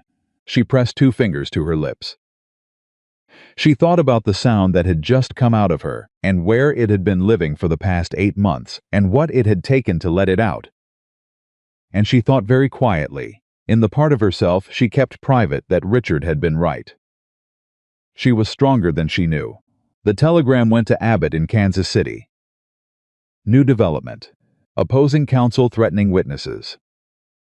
Need Crane Commission records urgently. Also need you in Millhaven not later than 6 days from today. This is the moment. She did not know if 6 days was achievable. She sent it anyway. Nathaniel came back at 3 in the afternoon, riding fast enough that she heard the horse before she saw him. He came to Edna's door directly, which meant he had news. Which meant the courier had met him. She opened the door before he knocked. He looked at her face. What happened? She handed him the paper with Lydia's account written on it. He read it standing in the doorway. She watched his jaw tighten and his eyes go flat in the way she had learned meant he was very angry and was processing it into something useful rather than something destructive. He looked up. "Harrigan is coming," he said. 4 days. She felt something release in her chest that she hadn't realized she'd been holding. "He got the message from the courier last night," Nathaniel continued. "He was already going to move the schedule up because of another matter in the county. Our request confirmed it. He'll be here Thursday morning," she wrote. "Caldwell will know. Victor will try to move before Thursday." "Yes," Nathaniel said. He looked at the paper again at Caldwell's threat about suborned witnesses. He's going to try to get Purcell to enforce the injunction before Harrigan can assert jurisdiction. Compel the documents under Fowler's authority. She wrote, "When? If he's smart, tomorrow. Before word gets out that Harrigan is coming." She thought fast. She wrote, "We need Purcell to stall." "Purcell won't stall for us," Nathaniel said. "Not against a formal court order. Then we need someone Purcell can't ignore between now and tomorrow." She wrote the next part carefully. Lydia Hartwell agreed to testify about Caldwell's witness threat. If we get that on record with Purcell today, before Victor moves, it changes what Purcell can do without exposing himself." Nathaniel looked at the note. He looked at Clara. "You convinced Lydia Hartwell to testify against Victor Langford." She wrote, "She convinced herself. I just asked her to finish what she'd already started." He looked at her for a long moment, with the expression she'd come to know as his version of something he couldn't quite put into words and wasn't going to try. "Then how much of this did you plan?" she wrote. "Honestly, none of it. I planned the documents. I planned the letter to Abbott. Everything else has been reacting." She paused and added, "But I pay attention, I always have. It was the only safe thing to do." He read that last line twice. Then he stepped back from the doorway and said, "Get your coat. We're going to find Lydia Hartwell, and then we're going to Purcell's office." They found Lydia at the Mercantile, which was either fortunate or inevitable in a town the size of Red Creek. Everything was both. She looked at them coming through the door, and something in her expression said she had expected this. Had been sitting with her decision since she'd left Edna's parlor, and had made her peace with it. Or at least as much peace as was available on short notice. "Now," she said. "Now," Nathaniel said.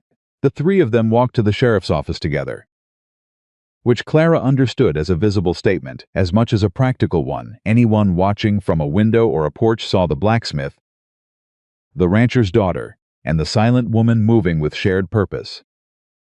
And in a town that ran on information, that sight would be in 6 conversations before supper time.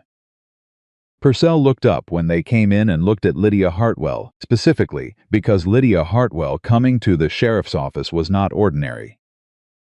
"And he knew it," Sheriff Lydia said, with a composure that Clara genuinely admired. "I need to make a statement." Purcell took out his record book. He looked at all three of them. He said, "All right." Lydia stated, clearly and precisely, what Caldwell had said in Elias Hartwell's parlor that morning, the exact phrasing about suborning witnesses. The context, the tone. She said it in the flat, factual way of someone who had decided to be believed rather than to be impressive, which was the correct decision, and she did not waver once. Purcell wrote every word. When she finished, he looked at what he'd written. He looked at Clara. "You understand what this means," he said. "If Caldwell files under the injunction tonight and I enforce it, and then this comes up in Harrigan's court, I'm in the middle of a jurisdictional dispute with evidence of misconduct on one side and a county court order on the other." Clara picked up her tablet. She wrote yes, which means enforcing the injunction tonight puts you in the middle of it. Not enforcing it, pending Harrigan's arrival Thursday, keeps you in the clear. Purcell looked at the tablet. He looked at Nathaniel. Nathaniel said nothing, just looked back. Purcell closed his record book. He put his pen down. "Judge Harrigan's court has priority jurisdiction in this county on interstate property matters," he said. To the middle distance, to no one in particular, in the voice of a man establishing a position he intended to be able to cite later. "I will defer enforcement of any civil injunctions in the Bellamy estate matter until the circuit court has had the opportunity to establish jurisdiction." He paused. "That's my position." Clara wrote, "Thank you, Sheriff." "Don't thank me," he said. "Just be right about all of it." They left the office. The afternoon light was long and golden, and Red Creek was doing its late-day business around them. And Clara stood on the porch for a moment and felt not victory. Not yet, nowhere close, but the titular sensation of ground beneath her feet. Solid ground. Ground she had built herself, piece by piece. With a writing tablet and a tin cup of water and documents in a false-bottomed suitcase, and the help of people she had not known 4 weeks ago. Lydia said beside her, "My father is going to be very angry." "Yes," Clara said. Lydia looked at her. She registered the sound of Clara's voice, thin and underused, but present. She didn't make a fuss, she said. Was it worth it? Clara thought about the deed in Edna's lockbox. Richard's letter, worn along the fold lines, the bench by the forge. Nathaniel saying all right, as if it were the simplest thing in the world. "Yes," she said. Lydia nodded. She pulled her shawl up and walked toward the Hartwell ranch without looking back, which Clara understood as its own kind of courage, walking toward the consequence of a decision rather than away from it. Nathaniel stood beside Clara on the porch, he said. 4 days. 4 days, she agreed. He looked at her. He looked at her with the particular attention of a man who was noticing something and deciding whether to name it. And she could see the decision happen in his face, the quiet settling of it. Your voice. It came back. She looked at the road. Parts of it, she said. The words were still effortful. Still slightly rough, still felt like lifting something that had been still too long. But they were hers, and they were real, and they were out in the air of Red Creek where anyone could hear them. Parts of it, he said, and he said it the way he said most things that mattered without embellishment. Without making it larger than it was, just receiving it accurately. That's enough. She looked at him. She thought about Victor. In the hotel down the road, who would hear from Caldwell tonight what had happened in Purcell's office. And what he would do with that information, and what the next 4 days were going to cost everyone who had put themselves in the path between her and the thing he was building. She thought about Thursday, about Harrigan, about Abbott in Kansas City, who had her telegraph and her letter, and maybe if Crane's commission records were findable. Something that could crack the bill of sale at its foundation. She thought about the courtroom in the opening hook of her own memory, the water glass shattering. Her hands on the table, her voice tearing out of her chest like something that had been buried alive. 4 days. She went back to Edna's boarding house. She opened the suitcase. She took out every document and laid them in order on the narrow bed, the sequence of proof. From the first piece to the last, the story Richard had left her the tools to tell. She read through everything once, slowly, the way you read something you have to know cold, because there will not be a second chance to get it right. Then she put it all back in order. She closed the case. She latched it. She sat on the edge of the bed and looked at the cottonwood tree through the window, and she thought about what she would say on Thursday, when she stood in front of a judge, for the first time with her own voice instead of her tablet. And the words were right there, not locked, not seized, not pressed behind her teeth by the weight of years of being told she was nothing. They were right there. She was going to be ready. What she did not know, what none of them knew, as Red Creek settled into the quiet of that September evening, was that Victor Langford had already sent a second telegram. Not to Millhaven, not to Kansas City, to a man in El Paso who had helped the Bellamy family with difficult situations before. A man who traveled light and asked no legal questions, and whose particular skill set had nothing to do with courtrooms. Victor had been patient for 8 months. He had tried the legal route. He had tried the social route. He had tried the settlement and the threat and the managed pressure of a man who knew how to use systems against the people those systems were supposed to protect. And now, sitting in his hotel room reading Caldwell's account of what had happened in Purcell's office. Reading Lydia Hartwell's name in Caldwell's report, with a stillness that was no longer patience, but something that had curdled past it. Victor Langford was trying one more route. The man from El Paso would arrive Thursday morning. The same morning as Harrigan. Thursday came in cold and fast, the way trouble always did in Red Creek, without announcement. Without the courtesy of a warning you could do anything useful with. Clara was awake before 5. She had not slept past 3. She had lain in the narrow bed and listened to the dark and done the arithmetic again. The same arithmetic she had been doing for 4 days Harrigan's stage from the east. The man from El Paso coming from the south, Abbott in Kansas City, who had telegraphed back 2 days ago with 4 words that had held her together through everything since. Records found. Coming Thursday. 3 things arriving on the same morning. And only one of them was on her side with any certainty. She got up. She dressed.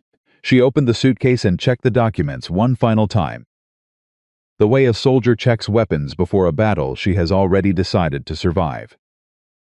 The deed, the letter, the attorney's seal, Richard's handwriting on the fold lines. Everything in order, everything real. She latched the case. She picked it up. She went downstairs. Edna was already in the kitchen with the lamp burning and coffee on. Which meant Edna had not slept well either. She looked at Clara coming down the stairs with the suitcase, and she did not say anything except, "Sit down and drink something first." Clara sat. She drank the coffee. It was strong and slightly bitter and entirely necessary. "Nathaniel sent word an hour ago," Edna said, refilling the cup. "He's at the stage office. He'll meet you there when the Eastern stage comes in." Clara nodded. "Creddy got a message last night from Kansas City," Edna continued. "Abbott confirmed he's on the stage. He has the Crane Commission records." Clara set the cup down. She breathed. "Also," Edna said, and her voice shifted slightly. The shift that Clara had learned meant she was about to say something she had been deciding how to say for a while.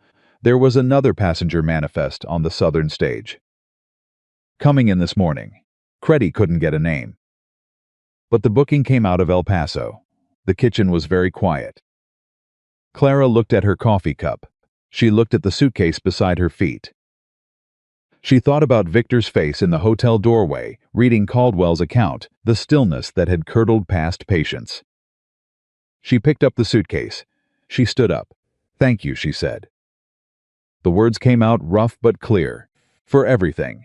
Edna looked at her for a moment with those sharp gray eyes that had seen through people for 50 years and were not fooled by much. "Don't thank me yet," she said. "Win first."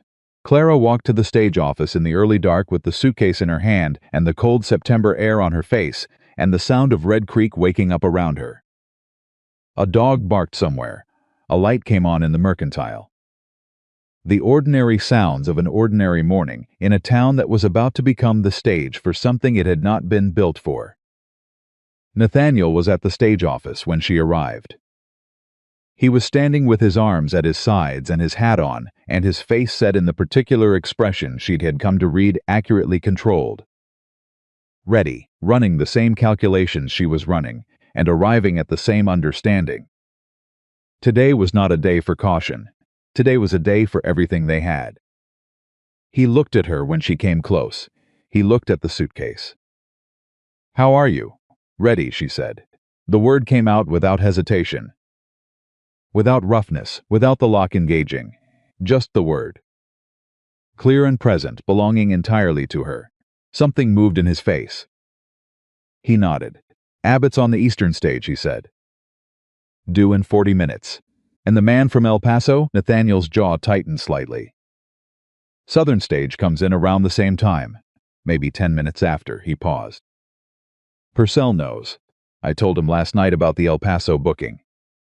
He's got 2 deputies I didn't know he had."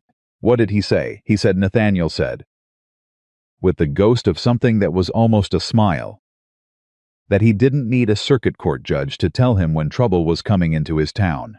Clara looked at the road. The sky was beginning to lighten at the edges, that particular gray that came just before color returned to the world. The moment when things that had been shapeless in the dark began to take on their true outlines. "Victor," she said. "Hotel. Caldwell's with him. They've been up since before I got here. There's a lamp in his window. He knows Harrigan is coming. He's known since yesterday," Nathaniel said. "Creddy." He paused. "I think Creddy tells everyone everything and considers it a public service." She almost smiled at that. "Almost. Is Harrigan's arrival confirmed? Courier reached me last night. He's on the 7 o'clock stage. Should pull in around 7:40. 7:45. He looked her directly, before Harrigan can do anything official. Caldwell is going to try to enforce the injunction. They've been waiting for this morning. They needed Harrigan almost here before they moved. So there's maximum pressure and minimum time for you to respond." She understood the logic perfectly. It was exactly what she would have done. "When soon?" Nathaniel said. "I'd guess within the hour." She set the suitcase down. She looked at him. "Then we don't wait for the stage." He looked at her. "We go to Purcell now," she said, "before Caldwell moves. We file for immediate judicial review on the grounds that the injunction was obtained by a party with demonstrated intent to intimidate witnesses. Lydia's statement is already on record. We use it now. Not later. Nathaniel was quiet for exactly the amount of time it took to assess whether she was right. Purcell will say he needs a judge to authorize a review. Then we tell him his judge is 40 minutes away, she said. And ask him to hold the line until he gets here. They looked at each other in the gray pre-morning light. In the 6 weeks since she had followed him to the bench beside his forge, they had built a language between them out of silences and writing tablets and tin cups of water, and all right said in a particular tone. And that language was still there, still working, still the most efficient form of communication she had ever found. She could read his face as well as she could read print. He thought it was the right call. Let's go, he said. They went to Purcell's office, and Purcell was already awake, already dressed, already had his record book on the desk in the manner of a man who had anticipated being needed early. He looked at them without surprise. Clara spoke, not Rote spoke. She had made the decision somewhere between Edna's kitchen and the stage office that today she was not going to let Victor Langford's manufactured version of her be the loudest thing in any room she entered. She was going to use her voice. It was rough, and it was underused, and it was not the voice she remembered having before Richard's family had spent 3 years telling her it was worthless. But it was hers, and it was present, and every word that came out of it was true. "Sheriff," she said, "I'm requesting that you hold enforcement of the Fowler injunction pending Judge Harrigan's arrival this morning. I have documentation showing the injunction was sought by a party who has actively threatened witnesses and manipulated county line jurisdictional statutes to delay legitimate circuit court review. Lydia Hartwell's statement is on record in your own book. I am asking you to let the circuit court do its job." Purcell looked at her for a long moment. He looked at the record book. He looked at Nathaniel. "Judge Harrigan's due when?" he said. 7:40 at the latest, Nathaniel said. Purcell picked up his pen. "I'll hold enforcement until 8 o'clock, he said. "That's the window I can justify. If Harrigan isn't in this office by 8, I have to act on the standing court order." Clara nodded. 8 o'clock, she said. They left. The sky was lighter. The stage office was filling up with the morning's early business. Victor Langford appeared at the end of the road at 6:53. With Caldwell beside him, and the expression of a man who had just been told something he hadn't expected and was deciding how to absorb it at walking pace. He saw Clara and Nathaniel outside the stage office, and he stopped. He looked at them. He looked at the suitcase in Clara's hand. He crossed the road. "You've been to Purcell," he said. Not a question. His voice had lost most of its warmth. Not all, he was too practiced to lose it all at once, but enough that the architecture underneath was showing. "I have," Clara said. At her face, her voice, the fact that she was standing in the middle of the road with a suitcase and speaking. Something recalculated behind his eyes. "You should take the settlement," he said. Quietly, just between them. "Clara, I mean that. Whatever happens this morning. The legal process is going to be ugly and long and public. And you have been through enough already. Take the settlement and walk away and let this be done." She looked at him. She thought about the room in St. Louis where she had signed paper after paper while Richard's family stood around her and explained that this was for the best. She thought about the moment she had understood that the kindness and the concern and the warmth were all the same tool turned against her, and that the only exit was the one she made herself. "No," she said. Victor's face went fully still. "The answer is no," she said. "It has always been no. You just weren't listening." Caldwell put his hand on Victor's arm, a professional gesture. The gesture of a lawyer telling his client that the conversation was now in the wrong territory and needed to stop. Victor looked at Caldwell's hand on his arm with an expression she had never seen on his face before something stripped of its management. Something that for 1 second was purely personal and purely furious and entirely without the polish he had maintained for the entirety of this ordeal. Then he put the polish back on. "All right," he said. "We'll let the court decide." He and Caldwell walked toward the sheriff's office. Nathaniel stood beside Clara and watched them go. He's going to push Purcell to move before 8, he said. I know, she said. If the El Paso man is here, she said again. They both knew. They stood with it for a moment, the weight of all the things that could go wrong in the next 50 minutes. And then the eastern stage came around the far end of the road in a plume of dust and noise, and Clara said there, in the voice that was still rough but was entirely and unmistakably hers. The stage pulled in. The driver called the stop. Passengers began to descend.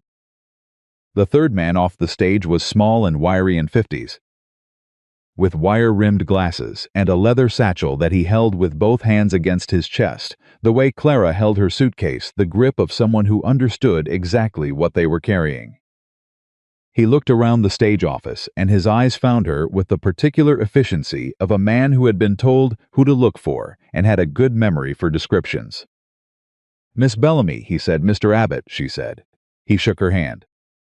He shook Nathaniel's. He looked at the suitcase. You have the original documents, all of them. Good. He opened the satchel without ceremony. I have Crane's full commission record from the Missouri State Registry. 17 years of notary work, every one of them for Bellamy family attorneys or directly for the Bellamy estate. Not a single independent commission, not one. He looked at her over the glasses. The bill of sale has no valid notary. The man who authenticated it was an employee of the party that benefited from it. In any court with a functioning standard of evidence, it's worthless. Clara felt the words land in her chest like something finally setting down after being carried too long. Can you make that argument in front of Harrigan this morning? She said. That's why I'm here, Abbott said. Nathaniel said. We have maybe 35 minutes before the window closes. Abbott looked at him. Then let's not waste them. They were moving toward the sheriff's office when the southern stage came in behind them, and Clara heard it but did not turn around, because turning around was what the fear wanted her to do, and she was done letting the fear navigate. Nathaniel turned around. She felt him turn. She felt the slight shift in his posture that she had learned to read in the way you learn the language of someone you have stood beside through enough to know their body's vocabulary. Keep walking, he said quietly to her and Abbott both. I'll be right behind you. She kept walking. She heard him stop. She heard a brief exchange, voices, not words. She was too far to catch the words. Then she heard Nathaniel's footsteps again, behind her. Catching up. He was beside her when they reached the sheriff's office door. Purcell's deputies have him, he said quietly, man from El Paso. He was on the manifest under a false name. Purcell had credit flagged the booking 3 days ago when I told him about El Paso. She stopped with her hand on the door. She looked at him. Purcell's been ahead of this since yesterday, Nathaniel said. He just didn't say so. She pushed the door open. The office was full. Purcell was behind his desk with the record book open, and his face arranged in the particular expression of a man who has decided exactly which side of a line he is standing on, and is standing there with his full weight. Victor was in the corner with Caldwell, and Caldwell had papers spread on the edge of the desk. And they both looked up when Clara came through the door with Abbott beside her and Nathaniel behind. Victor looked at Abbott. He looked at the satchel. He looked at Clara's face, her face. Not her tablet, her actual face with the voice behind it, and she watched the moment he understood that the shape of this morning was not the shape he had built. Mr. Purcell, Caldwell said, with careful urgency. I need you to execute the injunction now. Before what? Said a new voice from the doorway behind Clara. She turned. Judge Harrigan was a lean man in his 60s with white hair and the unhurried authority of someone who had been settling other people's disputes for 40 years and had long since stopped finding it surprising how badly people treated each other over property. He had come directly from the stage. He still had his travel coat on. He looked at the room. He looked at Caldwell's papers on the desk. He looked at Purcell. This the Bellamy estate matter, he said. Yes, Your Honor, Purcell said. I've been briefed by courier, Harrigan said. He came fully into the office. He looked at Victor, at Caldwell, at Clara, at Nathaniel, at Abbott Satchel. I'm going to need a space large enough for all the relevant parties. He looked at Purcell. Is the courthouse open? I'll have it open in 10 minutes, Purcell said. Caldwell stepped forward. Your Honor, there is a standing injunction from Judge Fowler's court in Millhaven that establishes prior. I'm aware of Fowler's injunction, Harrigan said pleasantly. I'm also aware that the filing for that injunction includes a notarial authentication that I have some questions about. He looked at Abbott over Caldwell's shoulder. You'd be Abbott from Kansas City? Yes, Your Honor. Good. Bring what you have. He looked at Clara, Miss Bellamy. I understand you have the original documents. Yes, she said. Harrigan looked at her steadily, the look of a man deciding whether to trust the quality of what he was seeing. Whatever he decided, he nodded once and said, Then let's go sort this out properly, Victor said.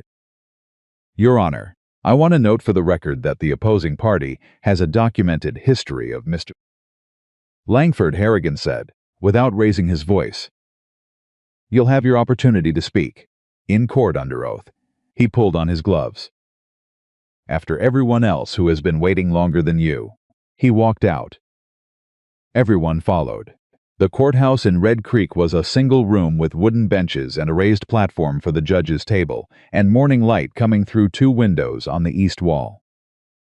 It filled up faster than Clara expected word had gotten through the town, in the way word always got through small towns.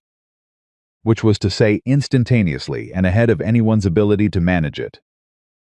And by the time Harrigan called order, there were 30 people seated on the benches who had no legal standing to be there and who Harrigan chose not to remove. Which told Clara something about his understanding of what this morning was and what it required. She sat at the table across from Caldwell. Abbott was beside her with the satchel open. Nathaniel sat in the front bench directly behind her. Close enough that she could feel the solidity of his presence without turning around. Which was exactly where she needed him to be. Lydia Hartwell was in the third bench. She had come on her own. She had her chin up and her hands folded and the expression of a woman who had made a decision she was going to see through regardless of the cost. Which Clara knew was the most reliable kind of decision there was. Harrigan called the proceeding to order. He was quick and methodical. He established jurisdiction first, which he did in 4 sentences that left no procedural room for Caldwell to maneuver in, citing the interstate property transfer statutes that placed the matter squarely in circuit court authority, regardless of Fowler's filing. Caldwell objected. Harrigan heard the objection and overruled it and moved on before the word was out of Caldwell's mouth. Then he asked to see the documents. Clara opened the suitcase. She lifted the false bottom. She laid everything out on the table, in the order she had arranged them on the narrow bed 4 nights ago. The deed. The letter from Hollis, Richard's letter, the chain of evidence from beginning to end. Harrigan read. He was thorough. He did not hurry. The room was so quiet that Clara could hear the bench wood creak when people shifted. When he finished, he looked at Caldwell. The estate's position rests primarily on the bill of sale, dated March 1879, he said. Notarized by a man named Crane. Yes. Your Honor, Caldwell said. Harrigan looked at Abbott. Mr. Abbott. Abbott opened the satchel. He produced the commission records, 17 years of notary filings. Tabulated and cross-referenced with the careful precision of a man who had understood exactly what they needed to prove and had proven it completely. He placed them before Harrigan and walked him through the columns without drama. Every commission Crane had ever notarized, every one of them for a Bellamy family interest. Not one single independent transaction in 17 years. The room was very still. Harrigan looked at the records. He looked at Caldwell. Your authenticating notary, he said, has never performed a notarial act for any party other than the Bellamy family or its legal representatives. Caldwell said, Your Honor, Mr. Crane is a fully licensed. Licensed is not the question, Harrigan said. Independent is the question. And your notary is not independent. Which means the authentication on your bill of sale does not meet the evidentiary standard for a valid transfer of real property. He set the records down. The bill of sale is not valid documentation of a completed transaction. Caldwell's jaw tightened. Your Honor, we would argue that Mr. Caldwell, Harrigan said. Before you argue anything further, I'd like to hear from Miss Hartwell about a statement she gave to Sheriff Purcell regarding comments made by your client and yourself on the subject of witnesses in this matter. The room shifted.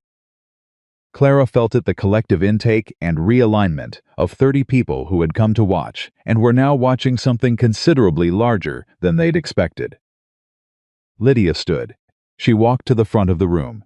She stood before Harrigan and she repeated, word for word, what Caldwell had said in her father's parlor, the phrasing about suborning witnesses.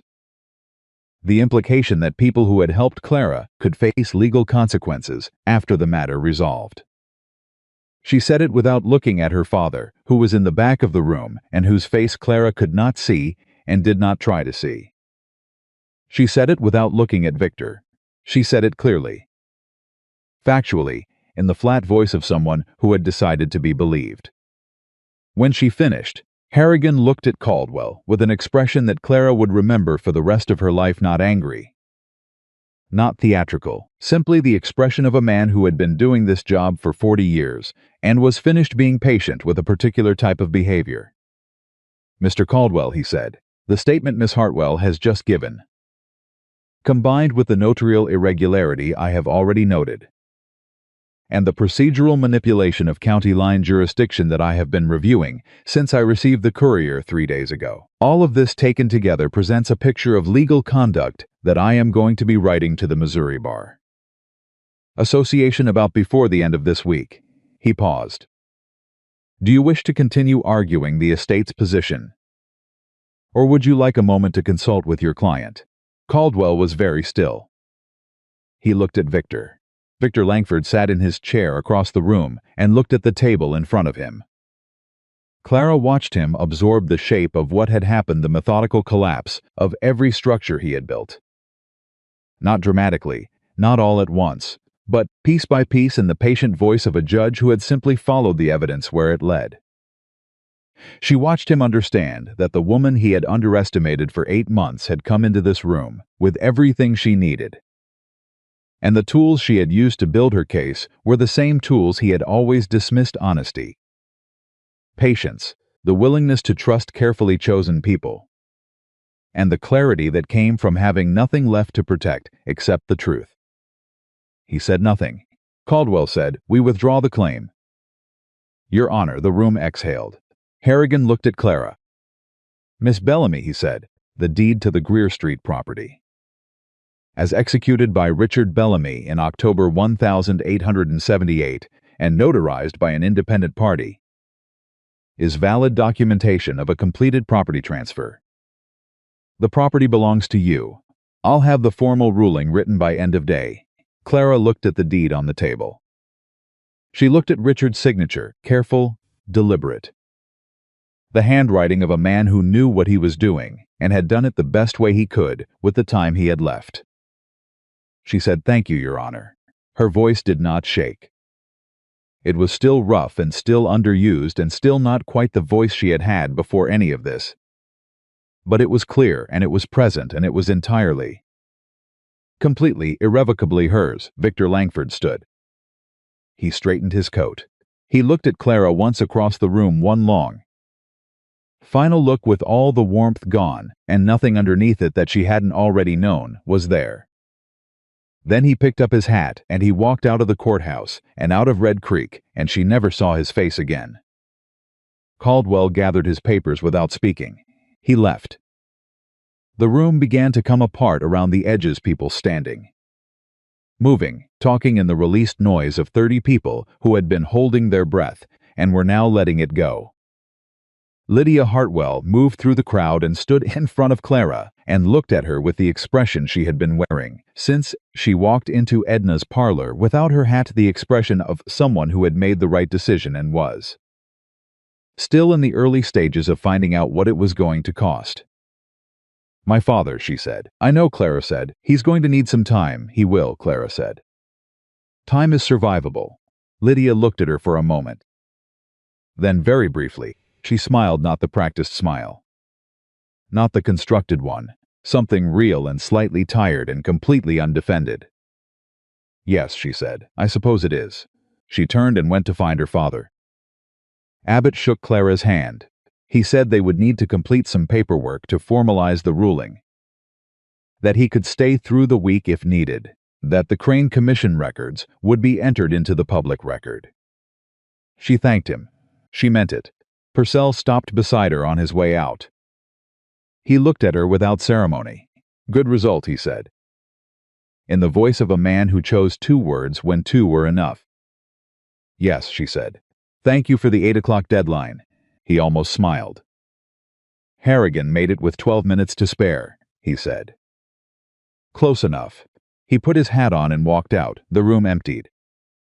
Clara stood at the table with the documents in front of her, and the suitcase open at her feet, and the sound of Red Creek going on outside the window.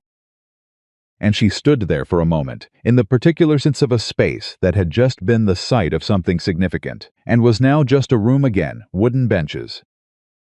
Morning light, the ordinary, unremarkable aftermath of a thing that had mattered enormously. Nathaniel was standing by the door. He had waited until everyone else was gone. He stood with his hat in his hands and his face open in, the way it only was when there was no one else around to require him to arrange it otherwise. And he looked at her across the empty room with the expression she had come to know as his most honest one. No performance. No management, just the thing itself. She walked to him. She stopped a few feet away. "It's done," she said. "It's done," he agreed. She looked at him. She thought about the bench. The tin cup of water. The folded note with 30 cents a week and no obligation. The way he had said all right, as if believing her was the simplest thing in the world. The way he had ridden out to meet the courier without being asked. The way he had stood behind her in this room all morning, not in front of her. Not speaking for her, not making her rescue into something that belonged to him just there. Present. The way the bench had been present, and the forge. And every ordinary morning that had given her back enough ground to stand on when the ground she'd come with had been taken. She thought about Richard's letter, worn along the fold lines. "You are stronger than you know. I should have said that a long time ago." She thought about her own voice, rough and present and entirely hers, filling the courthouse this morning, the way she had not allowed herself to imagine it could. "I need to tell you something," she said. He waited. He was very good at waiting. "The bench," she said. "The first morning. When you said there was a bench in the shade." She stopped. She found the words. They were right there, the way words had been right there for months. And now when she reached for them, they came. "I almost didn't follow you. I stood on that porch for a full minute deciding whether I could trust it." "I know," he said. "I watched you decide from the forge." She looked at him. "You watched?" "I watched," he said. "I tried not to show it." A pause. "I wasn't sure you'd come. When you stopped." He looked at his hat in his hands. "When you did, I thought she's carrying something very heavy. And she came anyway, and that told me more than most things tell me." She stood with that for a moment. The morning light through the east windows was full and warm. Now the gray had burned off entirely. The way gray always burned off eventually, if you gave it enough time. "Nathaniel," she said. He looked up. "I'm not leaving Red Creek," she said. He was very still. "I don't know what that means yet," she said. "Honestly, I don't know what I'm building here or how long it takes. But I'm not leaving, and I wanted you to know that now. Before anything else gets decided or not decided." She paused. "I wanted you to know it from me. Out loud. In my own voice." He looked at her for a long moment. The longest moment, maybe, of all the long moments they had spent in the comfortable silence of the forge, except this one was not comfortable and not silent, and she was not looking at her mending. Then he said, "Simply good." And she heard in that single word everything he meant by it, the same everything that had lived in all right, and I figured, and she's got work, and every other spare, plain, precisely chosen word he had given her, since the morning she had stood on a locked store porch, trying to remember how to breathe. She heard it all and she let it in, and she did not flinch from it, and she did not require it to be smaller or safer or easier than it was. Good, she said back, and meant that too. They walked out of the courthouse together into the full September morning, into the noise and the light and the ordinary ongoing life of a town that had just witnessed something it would talk about for years: the quiet woman and the blacksmith and the judge and the man who had come all the way from St. Louis to take what wasn't his and had left with nothing.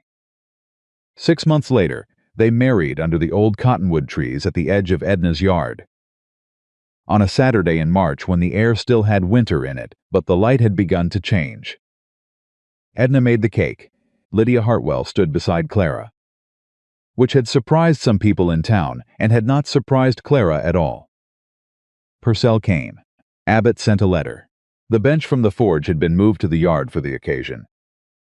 And after, when the small gathering had eaten and talked, and the afternoon had gone golden and long, Clara sat on it the same rough-cut wood, worn smooth, solid as the day she had first sat down on it, and felt, for the first time, in as long as she could remember, that she was somewhere she did not have to brace against. Nathaniel sat beside her, not across from her, not in front of or behind, but beside the way he had always been. She had her writing tablet in her lap. Habit and comfort both, though she used her voice now more than she had thought she ever would again. She looked at the cottonwood tree and the gathering of people who had, in their various ways and for their various reasons, stood in the space between her and the thing that had been coming for her. She thought about what she had believed when she stepped off the stage in Red Creek in July, that she was a woman in pieces, carrying pieces, trying to get somewhere far enough away that she could set them down without anyone watching. She had been wrong about the pieces. They had not needed to be set down. They had needed to be understood as the shape of a person who had survived something and carried the proof of it honestly, without pretending it hadn't happened, without requiring herself to be whole before she was allowed to be here. She was here. She was whole enough. She was home. Nathaniel's hand rested beside hers on the bench, not covering it, not claiming it, just there, the way he had always been, just there, in the plainest and most reliable and most sustaining sense of the word. She turned her palm over. He took her hand. And the woman who had arrived in Red Creek with one suitcase and $17 and a silence so deep it had almost swallowed her whole looked at the cottonwood tree in the late winter light and understood, with the complete and unguarded certainty of someone who had earned every inch of the ground she was standing on, that the strongest thing she had ever done was not survive, though she had survived, and survived remarkably, but choose again and again to stay.